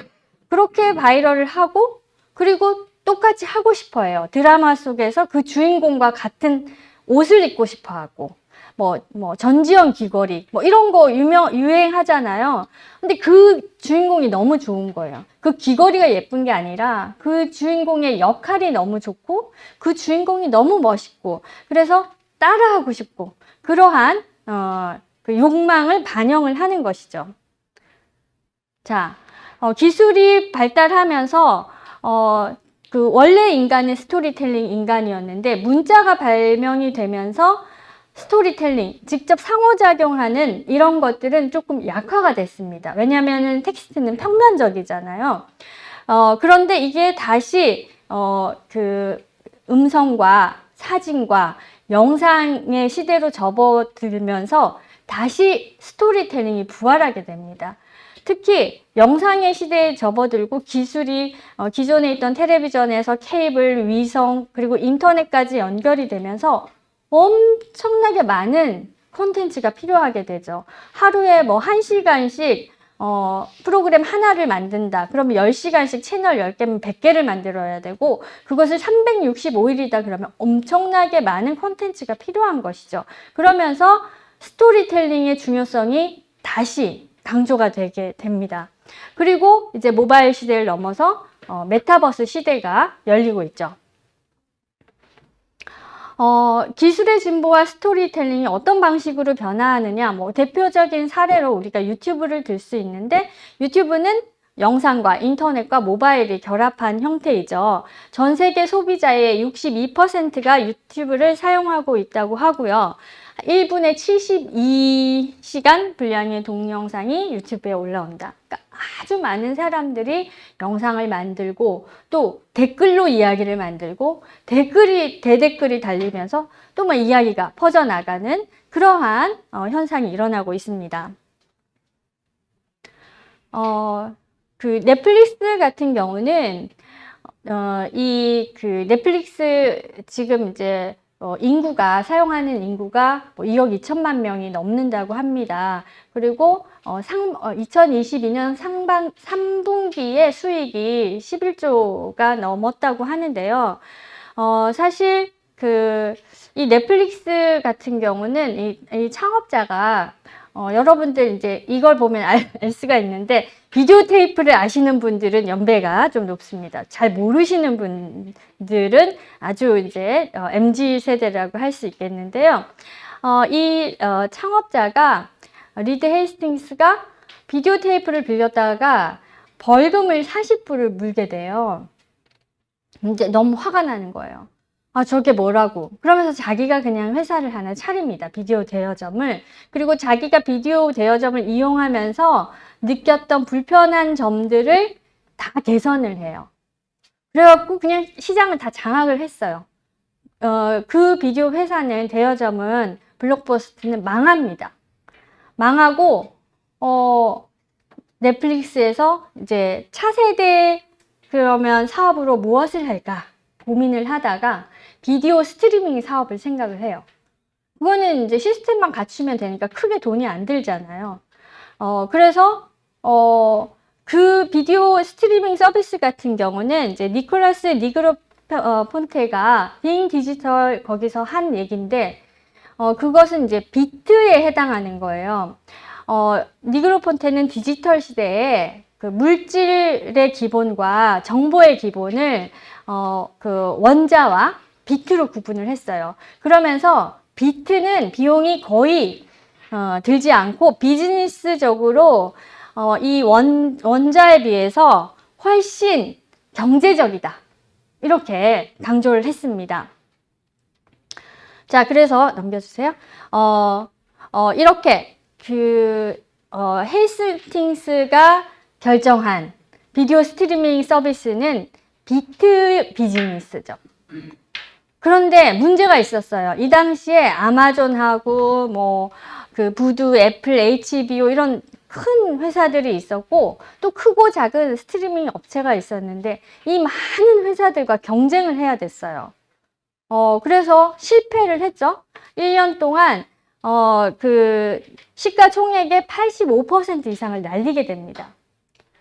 그리고 이제 정신을 차리고 방향을 틀었는데 무엇을 했느냐? 이들이 하우스 오브 카드라는 콘텐츠를 제작을 했습니다. 자체 제작 콘텐츠예요. 그런데 기존과 다른 점이 있습니다. 뭐냐? 13편을 완전히 완성된 스토리를 만들어서 이것을 한 번에 제공을 하는 거예요. 그 이전에는 정말 감질만 나게 기다려서 하나 봐야 됐는데, 이것은 한 번에 새로운 것을 다 내보내는 거예요. 그러니까 사람들이 몰아보기 열풍이 생긴 거예요. 넷플릭스 가서 몰아보자. 그러면서 넷플릭스로 사람들이 확 몰립니다. 가입자 수가 늘어나죠. 가입자 수가 늘어나면 또 그만큼 컨텐츠에 투자를 할 수 있죠. 한국 프로그램도 다 그 넷플릭스 오리지널로 자체 제작한 프로그램들이 많습니다. 그래서 뭐 사람들이 한국이 뭐 넷플릭스에 너무 종속되는 거 아니냐, 한국 컨텐츠 제작자들이 이런 우려까지 할 정도로 넷플릭스에서 우리 컨텐츠에 이렇게 많이 투자를 하고 있거든요. 자, 그렇게 하면서 구매 경쟁력을 갖추니 손실이 만회가 되죠. 계속 수익이 늘어나고 방금 말씀드렸듯이 구독자 수가 늘어나고 올 3분기 실적도 11조가 넘습니다.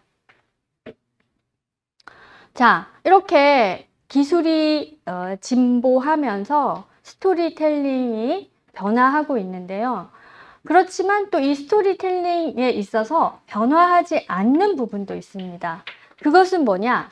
이 스토리텔링에 들어가는 핵심적인 요소, 즉 이야기는 인간의 욕망을 반영한다. 자, 인간의 욕망이라 그러면 뭐 좋은 욕망도 있죠.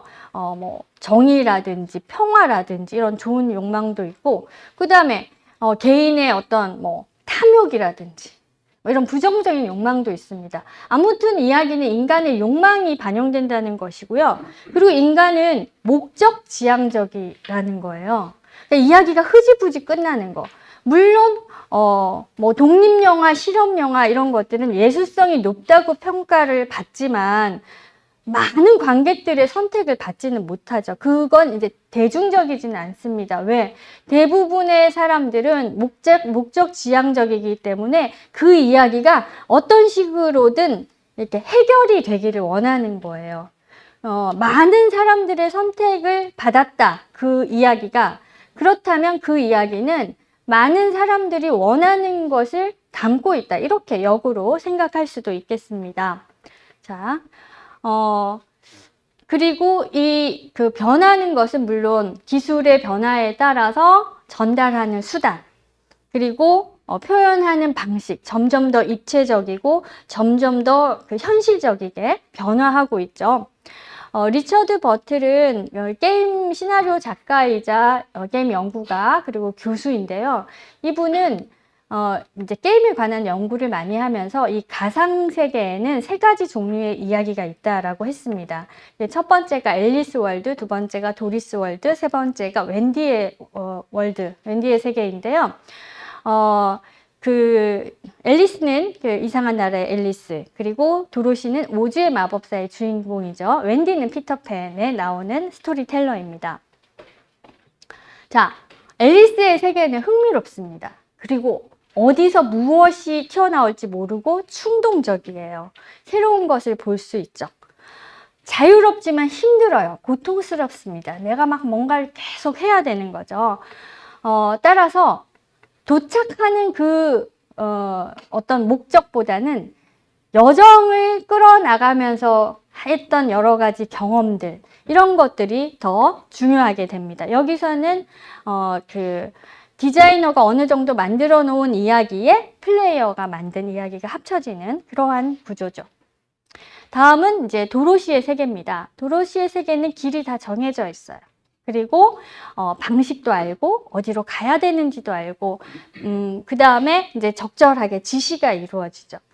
편하고 안정적인 그러한 여정입니다. 다음은 이제 웬디의 세계인데요. 웬디는 자신이 직접 창조한 세계에 살기를 원하는 인물이에요. 그리고 지금으로 보자면 유저 제너레이티드 스토리텔러, 그러니까 사용자가 직접 이야기를 만드는 스토리텔러의 전형이라고 할 수가 있겠습니다. 여기서는 앨리스의 이야기도 필요하고 또 도로시의 이야기도 필요한 그러한 세계이죠. 그러니까 전적으로 사용자 또는 플레이어가 스토리를 만들고 또 스토리를 이어나가고 스토리를 끝내게 됩니다. 네, 조금 전에 제 앞에서 발표하신 분께서 메타버스를 정의하기 어렵다라고 하셨는데 맞습니다. 메타버스를 어떻게 정의하는가도 어렵고 또 메타버스를 어떤 시각에서 보느냐, 뭐 비즈니스 측면에서 보느냐, 기술적인 측면에서 보느냐, 뭐 이런 거에 따라서 또 정의나 특성도 다 다를 텐데요.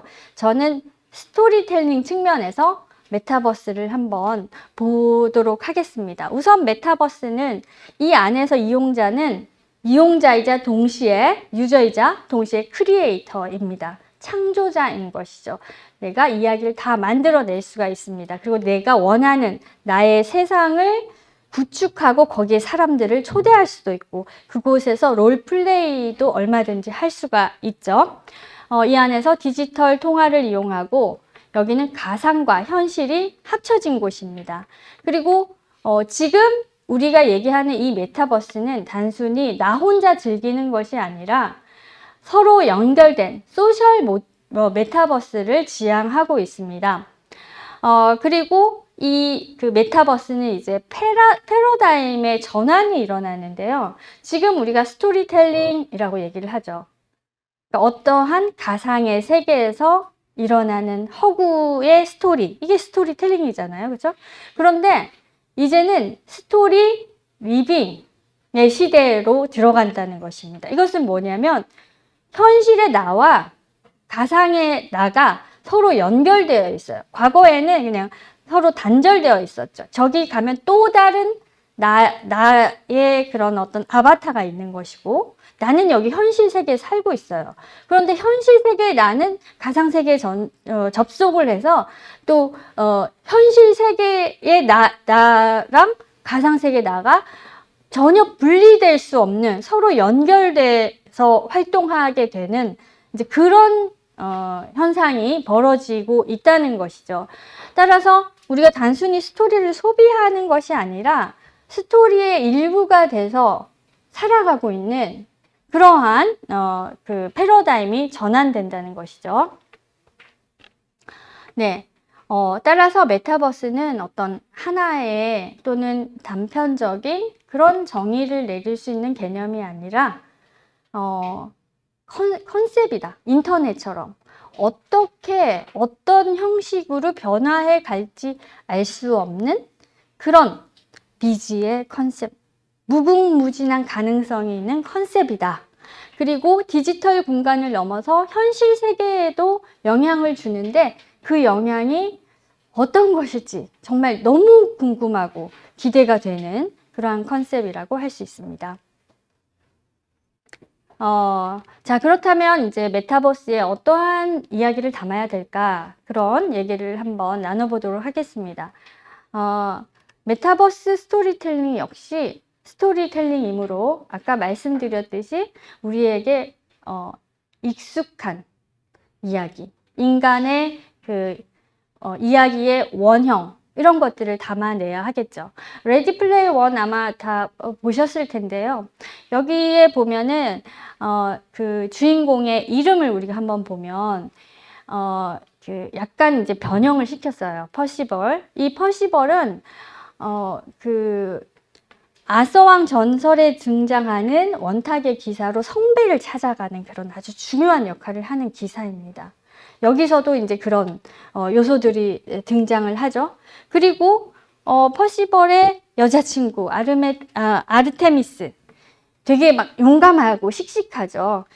그 캐릭터는 그리스 신화에서 온 것입니다. 사냥, 숲, 또 활기차고 다산과 풍요를 상징하는 그 여신의 이름에서 아르테미스는 따온 것이죠. 그리고 여기에 등장하는 5명의 영웅은 함께 영웅의 여정을 갑니다. 자, 메타버스 스토리텔링은 우리가 이 스토리텔링의 시대에 지금 엄청나게 많은 이야기가 필요하다고 했어요. 그런데 하늘 아래 새로운 이야기는 없죠. 그러니까 계속 원형에서 찾고 그리고 기존에 만들어진 이야기와 교류하는 그러한 현상이 일어나고 있는데요. 뭐 가요도 그렇죠. 가요도 새롭게 탄생하는 가요도 있지만 리메이크하는 가요들 많잖아요. 그래서 다른 가수가 부르거나 편곡을 다르게 하거나 뭐 가사를 바꾼다거나 이런 이제 그런 그 작업들이 이루어지고 있는데요. 제라르 주네트는 텍스트 교류성이라는 개념을 제시했습니다. 이거는 뭐냐? 텍스트 간에, 그러니까 스토리 간에 이야기와 이야기가 서로 대화한다 이렇게 생각하면 되겠습니다. 기존에 있던 이야기를 가져다 쓰고 패러디를 하고 또 인용을 하고 표절도 하고 이런 일들이 벌어지는 것이죠. 뭐 저작권이 사라진 이야기들은 얼마든지 가져다가 표절을 할 수 있습니다. 이처럼 패러디나 오마주라는 형식으로 기존 컨텐츠를 사용하는 그런 현상을 우리가 텍스트 교류성이라고 합니다. 자, 그럼 한번 이걸 이제 현실에 우리가 적용을 해보면 전 매트리스를 최근에 다시 봤는데요. 그 당시에 어떻게 이걸 생각해냈을까? 정말 감탄을 하면서 또 다시 봤는데요. 여기 매트리스의 주인공 네오는 평범한 회사원인데 밤에는 해커로 활동을 합니다. 그러다가 어느 날 메시지를 받게 돼요. 당신이 살고 있는 이 세계는 잘못됐고 우리는 매트릭스에 지배당하고 있다. 토끼를 따라가라. 이런 메시지를 받아요. 그러다가 그 술집에 갔는데 거기에 흰 토끼 문신을 한 여성을 만나게 됩니다. 그리고 그 여성을 따라가게 되죠. 그러면서 이제 매트릭스의 세계에 진입을 하고 실체를 깨닫게 되는데요. 여기서 흰 토끼는 이상한 나라의 앨리스에서 차용한 것입니다. 여기 매트리스에서 그 빨간 약과 파란 약을 선택을 하라고 했을 때 네오는 빨간 약을 선택을 해요. 이것은 거의 앨리스의 세계와 같은 거예요. 이상한 나라, 알 수 없는 그런 세계를 선택을 하는 거죠. 그리고 이 빨간 약과 파란 약은 또 많은 영화와 소설에서 패러디 되고 있습니다. 뭔가 빨간 약, 파란 약 선택하라 그러면은 그것은 매트리스에서 차용한 것이다. 이렇게 보시면 됩니다. 자, 이러한 메타버스에는 우리가 공감할 수 있는, 많은 사람들이 공감할 수 있는 가치를 담아야 되겠죠.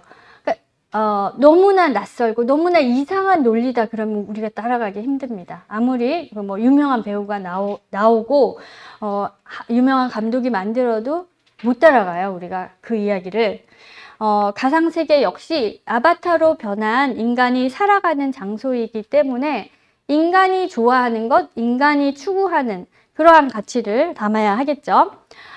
연결, 평화, 공존, 나눔 이러한 그 가치를 담아야 되고 그 안에서 재미와 탐험, 경험을 느낄 수가 있습니다. 그리고 몰입은 기술의 발달하면서 이 몰입도가 점점 높아지고 있죠. 인물이 더 자연스러워지고 메타휴먼 크리에이터 같은 그러한 기술로 몰입도를 점점 높이고 있습니다. 자, 그리고 이 메타버스에는 인간은 한 번 생을 살고 유한하죠. 그렇기 때문에 인간은 이 세계를 벗어나고 싶어 하고 또 다른 세계에 가고 싶어 하고 다양한 삶을 살고 싶어 하는데요. 메타버스는 바로 이러한 인간의 욕망을 반영하는 것입니다. 내가 지금 현실에서는 별 볼 일 없다. 그렇지만 또 다른 세계에서 나는 영웅이다. 이러한 것들을 경험하게 해주는 것이 바로 메타버스 스토리텔링이 되어야 할 것입니다.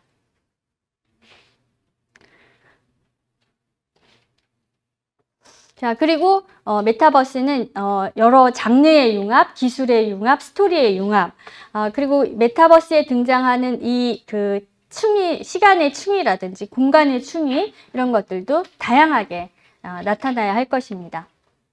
자, 그러면 이제 시간이 이제 거의 다 돼서 마무리를 하도록 하겠습니다. 사실 가상이라는 것은 허구의 반대말이 아니고 실존하지 않거나 가치가 없는 것이 아닙니다. 가상은 우리가 사는 현실 공간의 일부가 되어가고 있고요. 현실 공간과 영향을 주고받으면서 현재 이 시간에 벌어지고 있는 일입니다. 그리고 인간의 유한한 삶, 짧은 시간, 현재를 사는 인간이 상상할 수 있는 것, 인간이 담을 수 있는 모든 것이 이 안에 담겨야 하겠죠. 특히 연결되고 싶어하는 욕망, 이것을 구현할 수 있는 그러한 스토리텔링이어야 할 것입니다. 기술의 혁신과 진보에 따라서 스토리텔링도 진화하고 있고, 동시에 이 스토리텔링의 그 인간의 어떤 보편적인 것, 인간의 원형, 이런 것들을 담을 수 있는 노력을 기울여야 메타버스 스토리텔링 역시 그 인간의 많은 사람들의 선택을 받을 수 있지 않을까, 예, 그렇게 생각합니다. 그럼 이것으로 마치겠습니다. 감사합니다. 지금 앞서 저희가 두 개의 주제로 함께 했습니다. 메타버스 어떻게 활용할 것인가, 또한 메타버스와 스토리텔링의 진화에 대한 이야기까지 함께 했다면요. 제가 최근에 이 트렌드를 따라가기 위해서 이 틱톡, 릴스, 쇼츠를 좀 찍고 있거든요. 그랬더니 저희 아버지께서 야, 너 그거에서 좀 돈이 되니? 라는 표현을 하시더라고요. 그래서 아무리 좋은 이 플랫폼이든 개념이도 결국 이 비즈니스, 돈으로 연결되지 않으면은 결국은 힘든 세상인 것 같습니다. 그래서 이번 주제는 많은 분들이 관심 가져야 할 만한 주제를 준비했습니다. 바로 메타버스의 비즈니스 활용에 대한 이야기를 준비했는데요. 실제 진행했던 프로젝트 위주로 여러분들에게 설명해 드릴 이분을 소개해 드리도록 하겠습니다. 바로 오늘 이 주관사인 주식회사 달달프렌즈의 CCO 김종석 팀장님을 잠시 후 모셔보도록 할 텐데요. 특히 팀장님께서는 메타버스 구축 프로젝트와 메타버스를 활용한 콘텐츠 기획 파트를 담당하고 있습니다. 이런 실질적인 사례를 바탕으로 비즈니스에 어떻게 하면 메타버스가 활용되고 있는지 알찬 시간을 준비했습니다. 큰 박수로 환영해 주십시오. 네, 잘 소개해 주신 것처럼요. 오늘 제가 준비한 주제는 메타버스의 비즈니스적 활용이라는 주제입니다. 중요한 포인트는요. 직접적으로 어떤 해답지를 알려드리는 것처럼 이와 같은 식으로 활용하십시오라고 기계를 알려드리기보다는 이와 같은 마인드셋을 바탕으로 접근한다면 가장 자신의 상황에 걸맞는 비즈니스적 활용법을 찾으실 수 있을 거다라는 차원에서 준비를 해봤습니다.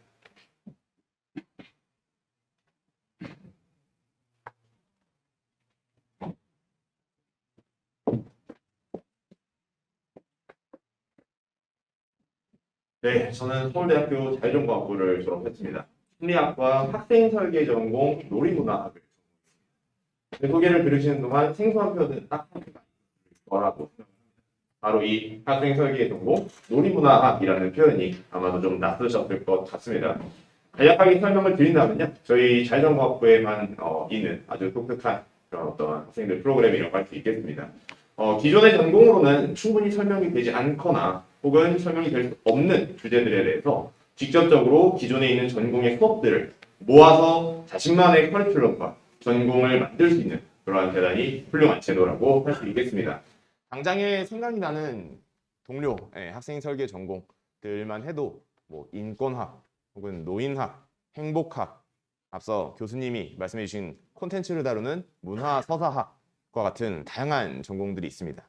저 같은 경우는 지금으로부터 딱 10년 전인 2012년도에 이와 같은 전공을 만들어서 학부의 승인을 받아서 전공으로 삼을 수가 있었는데요.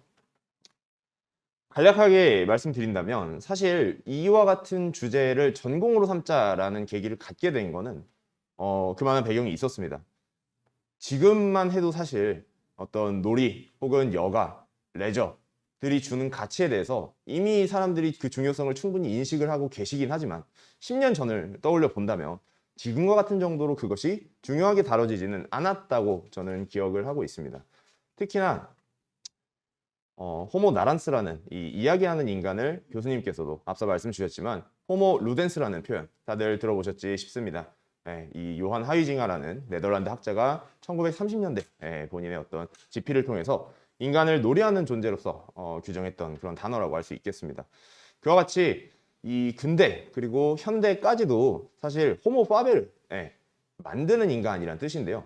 생산적인 그리고 일하는 노동하는 존재로서의 인간의 포커스가 맞춰져 있었다라고 한다면 점차적으로 시대는 그 어떤 반대되는 그 어떤 변증법적으로서 이 놀이라는 것에 대한 초점과 영역이 점차적으로 확장되어 갈 것이다 라는 것이 그 당시에 제 생각이었었습니다. 네. 그리고 이 코로나라는 어떤 전 인류적 재난 상황을 맞닥뜨린 뒤에 실제 메타버스라는 개념이 그와 같이 생산과 놀이를 결합할 수 있는 하나의 장으로서 드러나기 시작하는 시점에서 이 놀이문학이라는 것을 전공한 저는 쾌재를 불렀습니다. 그 덕분에 여러분 앞에서 이렇게 이야기하는 기회도 얻을 수 있었던 것 같네요. 앞서 두 분 모두 정미영 파트장님도 그렇고 홍승현 교수님도 그렇고 공통적으로 이야기해 주신 내용에 대해서 한 번 더 말씀드리게 되네요. 메타버스라는 개념은 여전히 정립되지 않았다라고 생각합니다. 그리고 사실 오늘 드릴 말씀은 이것이 전제되지 않는다면 드리기 어려운 이야기이기도 합니다. 그렇기 때문에 이 메타버스라는 단어, 개념, 컨셉을 대하는 데 있어서 우리가 어떤 차원에서의 논의를 이어갈 것인가 라는 것을 먼저 정해야 이 뒤의 이야기를 이어갈 수 있을 것 같습니다. 첫 번째는 개념적인 부분입니다. 과연 이 메타버스라는 것이 어떤 가치와 잠재력을 지니고 도대체 무엇이길래 우리가 이토록 중요하게 여기고 있는가라는 차원일 것입니다. 다른 한편으로는 학술적인 측면이겠죠. 교수님께서 워낙에 훌륭한 내용으로 많이 전달을 주셨지만 이와 같은 것이 어떻게 연구가 될 수 있고 그리고 어떤 방향으로 확장될 수 있는가에 대한 어떤 학제적 접근도 충분히 가능하리라 생각이 듭니다. 그리고 짐작하실 수 있으시다시피 오늘 제가 준비한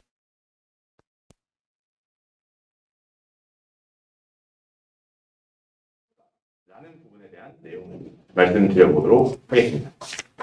이 현실에선 얻을 수 없는 것까지도 메타버스 내에서는 확장된 경험으로서 얻어갈 수 있도록 제공해 주셨습니다. 그래서 이와 같은 메타버스의 속성, 특성들이 각각의 해줬던 역할들을 통해서 봤을 때 우리가 포커스를 맞춰야 하는 것은 그렇다면 이와 같은 속성과 역할들이 제공해주는 가치가 무엇인가, 좀 더 속되게 얘기한다면 부가가치는 무엇인가, 더더욱 속되게 이야기한다면 돈으로 연결이 되는가 라는 차원으로 접점이 만들어질 것 같습니다.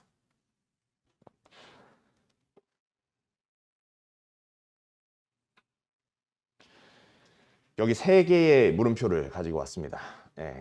어떤 것인지 사실 이것만 봐서는 다들 짐작이 안 되시리라고 생각이 드는데요. 이 물음표들은 순서를 가지고 있습니다. 그래서 1번, 2번, 3번 물음표라고 생각하셔도 무방합니다. 각각이 뭔지 바로 오픈을 해보도록 하겠습니다. 각각은 what, how, why의 물음표 3가지. 두 번째, 그 만드는 것을 어떻게 전달할 것인가. 마지막으로 우리는 왜 그것을 그렇게 전달받아야만 하는가라는 당위성에 대한 질문입니다. 이해가 되셨나요? 이 질문들은 메타버스라는 것을 우리가 대하는 데에 있어서 우리는 무엇을 만들지에 대한 고민을 했고 그것을 이용자들에게 어떻게 전달할지에 대한 고민을 거쳤습니다. 그리고 오늘 제가 주되게 이야기하고자 하는 바는 왜 그렇다면 그것을 통해야만 하는가에 대해서 우리는 이야기할 수 있는지를 여쭤보는 부분이겠습니다. 먼저 무엇입니다? 디지털 트윈이라는 말은 사실 여기 오신 분들은 다들 한 번 이상은 들어보셨을 것이라고 생각을 합니다. 사실 엄밀한 의미의 디지털 트윈도 사실 지금 단계에서 찾아보기는 그렇게 수월하지는 않습니다만 어쨌건 우리는 현실 세계를 대변해 줄 수 있는 이 메타버스라는 공간에서 우리가 현실에서 쉽게 자주 가볼 수 없는 공간들을 구현해서 사람들을 초대했습니다. 그래서 직접 롯데월드나 아쿠아리움이나 심지어는 스타필드에 가보지 않는 것만으로도 이 월드 안에서 직접 간 것과도 같은 그런 어떤 공간감, 실제감, 현장감을 느낄 수 있도록 우리는 시도를 하고 실제로 그런 어떤 프로젝트들이 많이 보였던 바가 있었습니다. 근데 여기서 이제 그치지 않고 결국에 들어와서는 이제 그 다음 질문이 나오는 거죠. So what입니다. 여기 와서 뭐 할 건데? 우리가 일상생활을 이어갈 수 있는 공간으로서의 메타버스를 많이 이야기하지만 그것이 과연 제공되었는가 하는 질문이 유저단에서부터 나올 수밖에 없었던 것 같습니다. 그래서 우리가 생각해낸 것들은 그럼 여기에다가 가상이든 혹은 현실과의 접점이 있는 것이든 가상의 스토리텔링을 부여해서 콘텐츠를 소비할 수 있도록 구성하자라는 하나의 접근이 있었습니다. 그래서 이 현대백화점 면세점도 아까의 스타필드와는 다르게 이 공항 면세점을 구현하면서 미스터리 공항이라는 가상의 테마를 잡아서 이 공항에 어떤 초자연적인 현상이 일어났고 우리가 거기에 이제 숨겨져 있는 비밀을 직접 돌아다니고 여러 가지 액티비티를 통해서 해결을 하는 과정에서 이 공항에 있는 이 면세점이라는 콘텐츠와 이런 어떤 접근성들을 얻을 수 있는 그와 같은 구성으로 이루어진 바가 있었습니다. 뭐 쿠키런 킹덤 월드도 비슷한 맥락이라 할 수 있겠고요. 여기에 이제 게이미피케이션이 더해지기도 했었죠. 그래서 한 가지는 이제 빙그레에서 만든 이제 슬라임 파티라는 이제 게임피케이션이 되겠습니다. 아주 우리가 세포 게임이라고도 흔히 부르는 게임 요소를 넣었습니다. 그래서 이 처음 들어가면 슬라임을 타고 이동을 하면서 나보다 작은 물체들을 전부 집어삼킬 수가 있습니다. 그래서 그것을 먹을 때마다 몸집이 커져가지고 나중에는 다른 유저까지도 이제 삼키는 시도를 할 수 있는 그와 같은 게이미피케이션을 만들었는데 결국에는 이것을 그냥 무엇을 만드는 것에서 그치지 않고 그럼 그것을 어떻게 전달할 것인데에 대한 답변이 바로 이와 같은 사례들인 것 같습니다. 네, 그러면 우리는 이제 이 질문을 맞닥뜨리는 시점이 아닌가라고 생각합니다. 왜 굳이 메타버스여야 하느냐? 왜 우리는 메타버스를 통해서 무엇과 어떻게를 고민하고 전달해야만 하느냐라는 질문에 우리 각각은 대답할 수 있는가에 대해서 자문해보는 시점이 아닌가라고 생각을 해봤습니다. 사실 이 당위성은 찾기 나름이라고도 생각이 들고 주장하기 나름이라고도 생각을 합니다. 이와 같은 것들은 이미 우리가 전달할 수 있으리라고 생각을 해본 것들이기 때문입니다. 예시를 들어볼까요? 재미. 사실 게이미피케이션만으로도 우리는 이 메타버스에 접속하는 재미를 제공할 수 있습니다. 이득. P2E 게임이 아주 유행했었던 어떤 그 근거죠. 네, 우리가 들어가서 게임을 하는 것만으로도 내가 금전적인 이득을 얻을 수 있다. 라는 것에 사람들이 대단히 열광했었던 그런 사례도 있습니다. 네, 그 밖에도 뭐 체험이나 이야기, 메시지 같은 파트는 제가 대단히 좋아하는 요소기도 합니다. 네, 라스트 오브 어스라는 그 어떤 좀비 어떤 상황이 벌어진 곳에서 이 결국 결말을 접한 유저들은 생각을 해보게 되죠. 개인의 어떤 자유나 혹은 권리와 이 인류를 위한 어떤 희생, 이 둘 중에 과연 무엇이 더 소중한가, 무엇이 더 올바른 선택인가에 대해서 사람들에게 고민을 해보게끔 하는 그와 같은 게임입니다. 뭐 그 밖에도 연결도 아까도 말씀드렸던 것처럼 우리는 이것을 가치로서 제공할 수가 있을 것입니다. 그렇다면 제가 준비한 답변은 무엇이었느냐라는 것에 대해서 저희 루아가 접근하는 방식은 바로 이 시뮬레이션, 즉 체험이라는 것을 제공할 수 있는 장으로서의 메타버스를 이야기를 드리곤 합니다. 사실 시뮬레이션도 이미 많이 찾아볼 수 있는 어떤 하나의 장르입니다. 이 마이크로소프트사에서 가지고 있는 플라이트 시뮬레이터 같은 경우는 워낙에 역사도 오래된 게임이고 그 비디오 게임 명예의 전당에 헌액이 된 작품이기도 합니다. 실제로 이것을 직접적으로 이 승무원 이게 조종사 훈련을 하는데 막 적극적으로 활용하진 않지만 좀 여건이 되지 않는 항공사들에서는 실제로 이것을 활용하기도 한다라고 합니다. 어쨌건 우리가 직접적으로 이 계기판을 만져보고 실제 이렇게 제어를 해보고 그리고 이 어떤 여러 가지 그 기상 환경에서 비행을 직접적으로 해보는 데 여러 가지 제약이 있기 때문에 이와 같은 가상 세계에서 그것을 정말 얼마든지 체험해 볼 수 있는 장으로서 제공되는 것이 이 바로 플라이트 시뮬레이터 되겠습니다. 그리고 요 아래에는 약간 작게 보이실 것 같긴 하지만 굉장히 많이 나오고 있는 어떤 접근 중 하나가 의료용 메타버스 혹은 의료용 시뮬레이션 되겠습니다. 환자들이 가지고 있는 상황에 올바른 수술이나 처치 방법들을 직접적으로 체험을 하면서 그것을 훈련하거나 교육을 받을 수 있는 그와 같은 접근도 우리는 어렵지 않게 찾아볼 수 있습니다. 네, 저희들의 접근은 이 학교라는 어떤 공간에서 재난 상황이 발생했을 때 그 학생들이 과연 여기에 어떻게 대처할 수 있느냐를 전달하기 위한 방법론을 이 시뮬레이션의 형태로 프로젝트를 진행했습니다. 그래서 상황은 일단 학교를 배경으로 해서 지진, 화재, 그리고 응급처치라는 각각의 상황에 대해서 이 학생들이 제시되는 적절한 정보를 바탕으로 올바른 판단을 내려서 최단 기간에 탈출을 할 수 있도록 하는 구성으로 제작을 했습니다. 네. 원래는 사실 영상 형태로 이것을 보여드리는 것을 좀 구상을 했다가 지금 단계에서는 조금 이 풀어서 설명을 드린 뒤에 실제 제페토 어플리케이션을 설치한 다음에 월드맵에다가 학교 안전을 검색하면은 직접 플레이를 하실 수가 있습니다. 네, 그래서 제 설명을 듣고 흥미를 느끼신 여러분들이 직접 플레이로 이어가 주셨으면 하는 바람을 담아서 말씀을 한번 드려보겠습니다. 플레이어가 접속을 하면 이 교실에 먼저 도착을 하게 됩니다. 책상들이 놓여져 있고 교실 뒤편에 서 있다면 이 앞에 있는 칠판 부분에 이 빛이 나는 원이 그려져 있습니다. 그래서 자연스럽게 유저는 그것을 보고 접근을 해서 그 원에 갔을 때 등장하는 버튼으로 이제 상호작용을 하게 되면 그 칠판에 적혀져 있는 이 지진과 관련된 어떤 안내 정보를 이 화면을 통해서 직접 확인을 할 수가 있습니다. 그와 같이 교육 환경을 접하고 마치고 나면 지진 상황이 실제로 발생을 합니다. 온 물건이 다 넘어지고 건물이 뒤틀리고 파편들이 생겨나는 환경에서 가장 먼저 해야 될 행동은 무엇일까요? 지금 저희가 여기에 있는데 지진이 났다고 쳐봐도 좋을 것 같습니다. 가장 먼저 해야 될 행동은 물론 탈출이겠지만 지진이 발생하고 있는 상황에서의 탈출은 낙석 등에 다칠 위험이 있습니다. 그렇기 때문에 이와 같은 공간에서 해야 되는 행동은 책상과 같은 구조물 아래로 머리가 다치지 않게끔 숨어 들어가는 것이 최우선입니다. 네, 그래서 이 월드맵에서도 실제로 이 책상 아래로 들어가서 지진이 멈출 때까지 기다려야만 그 다음 행동으로 이동할 수 있게끔 이 경험을 전달하는 방식으로 구성이 되어 있습니다. 그 뒤에는 교실에서 나가기 전에 이 책가방이나 실내화 주머니 같은 머리를 보호하면서 이동할 수 있는 그런 어떤 아이템들을 획득하고 교실 밖으로 나가서 복도 및 다음 장소로 이제 이동하는 형태로 구성이 되어 있습니다. 그래서 이와 같은 체험을 학생들이 하면서 사실 기존의 안전교육을 아마도 많이들 받아보셨을 테니 떠올려 본다면 그 과정에서 무엇을 해야 된다라는 어떤 지침이 실사를 바탕으로 영상 형태로 돼 있고 자막과 내레이션을 통해서 이렇게 해야 됩니다라는 영상 형태로 접한 것이 대부분이었을 겁니다.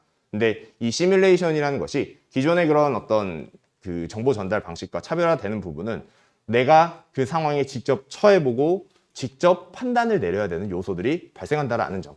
그리고 그 발생하는 상황에서 정보를 전달하는 것이 실제 내가 그것을 수행하는 경험으로 연결이 될 수 있다라는 점입니다. 저희들은 메타버스라는 이 개념이 혹은 서비스가 가질 수 있는 가장 강력한 점이 사실 이와 같은 곳에 있다라고 여기고 있습니다. 네, 먼저 넘어가 주셨군요. 감사합니다. 우리가 현실 속에서 이와 같은 안전교육을 실행한다고 한번 가정해보죠. 학교를 빌려야 하고요. 이와 같은 지진 상황이나 화재를 일으켜야만 할 겁니다. 네, 그렇다고 했을 때 첫 번째로 발생하는 것은 우리 솔직하게 말한다면 비용의 문제가 있을 것입니다. 이 가상 세계를 우리들이 어떤 원하는 형태로 구성하는 것과 그리고 설정이 되어 있는 것을 제어하는 것과 현실 세계를 필요에 따라서 매번 그와 같은 필요에 따른 환경을 구성하는 것은 대단히 차원이 다른 문제입니다. 네, 그렇기 때문에 비용의 문제뿐만 아니라 시공간적 한계도 당연히 존재하겠죠. 그런 어떤 학교를 대관은 어떻게 할 것이며 그와 같은 뭐 불을 내고 뭐 어떤 지진 상황은 어떻게 발생을 시킬 것이며 뭐 물리적 제약도 마찬가지입니다.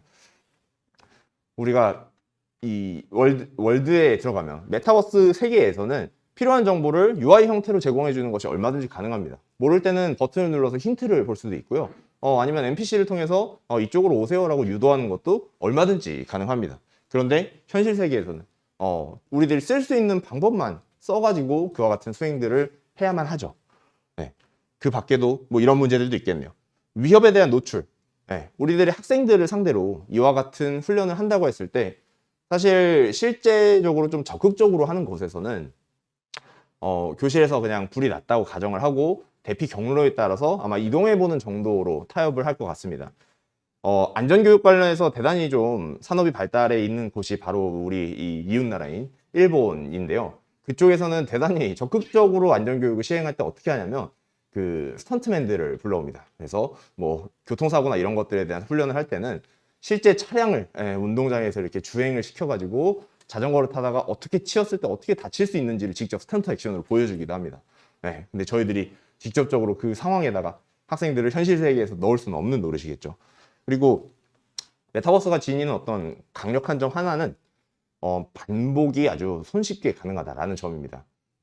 우리가 아까 말씀드린 그런 여러 가지 제약을 뚫고 이것을 수행했다고 한다면 물론 쉽게 몰입될 것이고 굉장히 교육 효과도 뛰어나다고 감히 기대해 볼 수 있겠죠. 하지만 그게 허용되지 않는 여건에서는 우리가 그것을 반복적으로 하는 것은 대단한 난관으로 여겨질 것입니다. 하지만 메타버스라는 환경에서는 얼마든지 우리가 필요에 따라서 심지어는 때로는 조건을 바꿔가면서 그와 같은 훈련을 손쉽게 해내갈 수가 있다는 점이겠죠. 마지막은 쉽게들 생각해 보시지 못할 것 같은 윤리적 문제입니다. 사실 이 의료용 메타버스나 혹은 시뮬레이션이 굉장히 흥하고 있는 그런 하나의 또 이유라고도 생각을 합니다. 우리가 이 안전 교육이 아무리 중요하다고는 해도 지진이 일어나 있는 학교로 초등학생들을 밀어 넣을 수는 없는 노릇입니다. 네. 그렇다고 했을 때 이 메타버스 환경에서는 어쨌건 그와 같은 환경에 처하는 것이 가장 이 교육적인 효과가 뛰어날 것이라고 감히 기대를 해볼 수 있기 때문에 얼마든지 이런 윤리적 문제가 발생하지 않는 범위에서 우리는 학생들을 지도할 수 있을 것입니다. 현실 세계를 너무 비판하기만 한 것 같으니까요. 메타버스가 가진 어떤 강점들도 한번 말씀을 드려보죠. 일단 첫 번째는 쉬운 몰입입니다. 이 학교 안전 이 메타버스 월드맵을 실제 포커스 그룹 테스트를 이 개발은 저희들이 초등학교 고학년과 중학생들을 대상으로 제작을 했습니다만 고등학교에 지금 재학 중인 학생들을 대상으로 이 그룹 테스트를 한번 진행을 했었습니다. 뭐 설문지에 대한 결과까지 말씀드릴 것도 없이 거기서 바로 이제 나오는 얘기가 너무 재밌다고 이거 되게 잘 만들었다 이런 이제 반응들이 바로 나오기가 시작하는 거죠. 특히나 이 메타버스 플랫폼에서 주된 유저로서 활동하고 있는 우리가 G세대 혹은 Z세대라고 부르는 이 디지털 네이티브들은 이와 같은 디지털 환경에 대단히 쉽게 몰입하는 것에 익숙합니다. 그렇기 때문에 특히나 이와 같은 교육이나 시뮬레이션 상황을 그와 같은 어떤 매체를 통해서 전달했을 때 집중해서 그런 어떤 교육을 듣고자 하지 않아도 그와 같은 몰입 효과를 얻어낼 수가 있다라는 장점이 있는 거죠. 시뮬레이션이라는 그 장르가 가지고 있는 하나의 특징이기도 하겠네요. 우리가 그 상황에 처했을 때만 가능한 것이 바로 여기서 어떻게 해야 되지? 라는 고민이 되겠습니다. 그 상황에 처했을 때만 우리가 자기 주도적으로 이 상황에 대해서 사고해 볼 수 있고 결정을 내리기 위한 판단을 내릴 수가 있다라는 점인 거죠. 그 밖에도 이와 같은 것들을 거쳐서 진행을 했을 때 뭐 훈련 효과가 당연히 뛰어나게 나타날 것이고 비슷한 실제 상황에 접했을 때도 그것을 연상해내는데 다른 교육 방식들보다 훨씬 더 효과적일 것이라고 예상해 볼 수 있습니다. 네, 마지막으로는 이 메타버스라는 연결이 아주 용이한 환경에서 사람들이 이 협동이 필요한 상황일 때도 시뮬레이션의 형태로 우리는 얼마든지 제공이 가능하다라는 이야기를 드립니다. 네, 아까 보셨던 그 장표를 다시 한번 가져와 봤습니다. 결국에는 저희는 시뮬레이션이라는 하나의 방향성을 제시를 했지만 우리는 이 메타버스라는 것이 가진 속성과 그것이 해주는 역할들 속에서 어떠한 가치를 제공해 줄 수 있느냐라는 고민을 해야 한다라고 말씀을 드렸습니다. 근데 여기서는 표현을 약간 달리 해보고 싶습니다. 메타버스만이 지닐 수 있는 가치는 과연 무엇이냐라는 것입니다. 우리가 비즈니스를 한다라고 했을 때 흔히들 이런 말씀 들어보셨지 싶습니다. 독점적인 가치를 지니고 있어야 한다고. 왜 그런지는 다들 쉽게 납득하시리라 생각이 듭니다.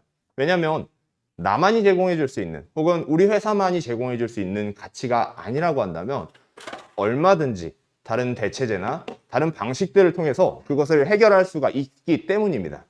그렇다면 우리는 이와 같이 접근해 볼 수 있습니다. 우리가 가지고 있는 독점적인 가치는 무엇이고 그리고 그것이 메타버스라는 수단을 통해서만 발생할 수 있는 지점은 과연 어디인가 라는 것이 선결되었을 때 우리는 정말로 경쟁력이 있고 사용자들에게 좋은 그리고 훌륭한 가치를 제공해 줄 수 있는 비즈니스로 이어갈 수 있는 것이 아닌가라는 제언을 드려보고자 합니다. 네, 젠슨 황 CEO입니다. 엔비디아의 수장을 맡고 계시죠. 이분이 이와 같이 이야기를 하셨다고 하네요. 미래 20년은 아까 레드 플레이어 원도 얘기도 나왔습니다만 SF에서 보던 일이 일어날 것이다. 왜냐? 메타버스가 오고 있기 때문이다 라고 이야기하셨다고 합니다. 저는 이 말씀을 이렇게 해석했습니다. 우리는 일어나는 현상들을 그저 수동적으로 받아들이기만 할 것이 아니라요.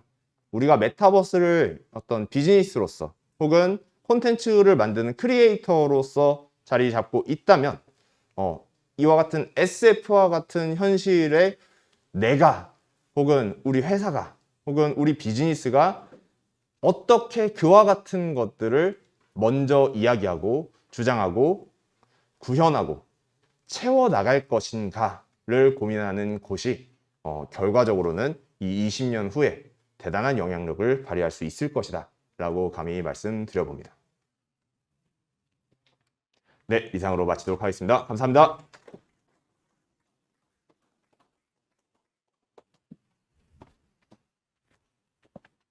네, 메타버스의 비즈니스적 활용에 대해서 김종석 팀장님께서 함께 해주셨습니다. 감사의 박수 보내주시기 바랍니다.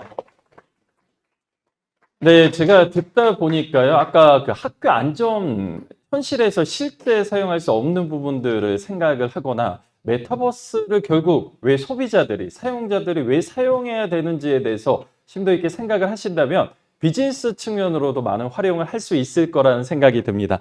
이렇게 오늘 메타버스 세미나의 공식 일정을 마치도록 하겠습니다. 메타버스 어떻게 활용할 것인가? 메타버스와 스토리텔링의 진화, 마지막으로 메타버스의 비즈니스적 활용에 대한 이야기까지 함께 해봤는데요. 어떻게 화면으로 보시는 우리 분들 그리고 현장에 계신 분들께서 도움이 되셨으면 좋겠습니다. 이 메타버스를 한번 제대로 이해해 보시고 앞으로 미래에는 어떤 식으로 메타버스가 바뀔지에 대해서 충분히 생각해 보시고 도움이 되는 멋진 시간이 되셨으면 좋겠습니다. 끝까지 함께 해주신 시청자분들 그리고 현장에 계신 분들 진심으로 감사합니다. 이것으로 저희 오늘 세미나의 공식 일정을 마치도록 하겠습니다. 화면으로 함께 해주신 모든 분들 진심으로 감사합니다. 이제 화면 송출 여기서 마치도록 하겠습니다. 감사합니다.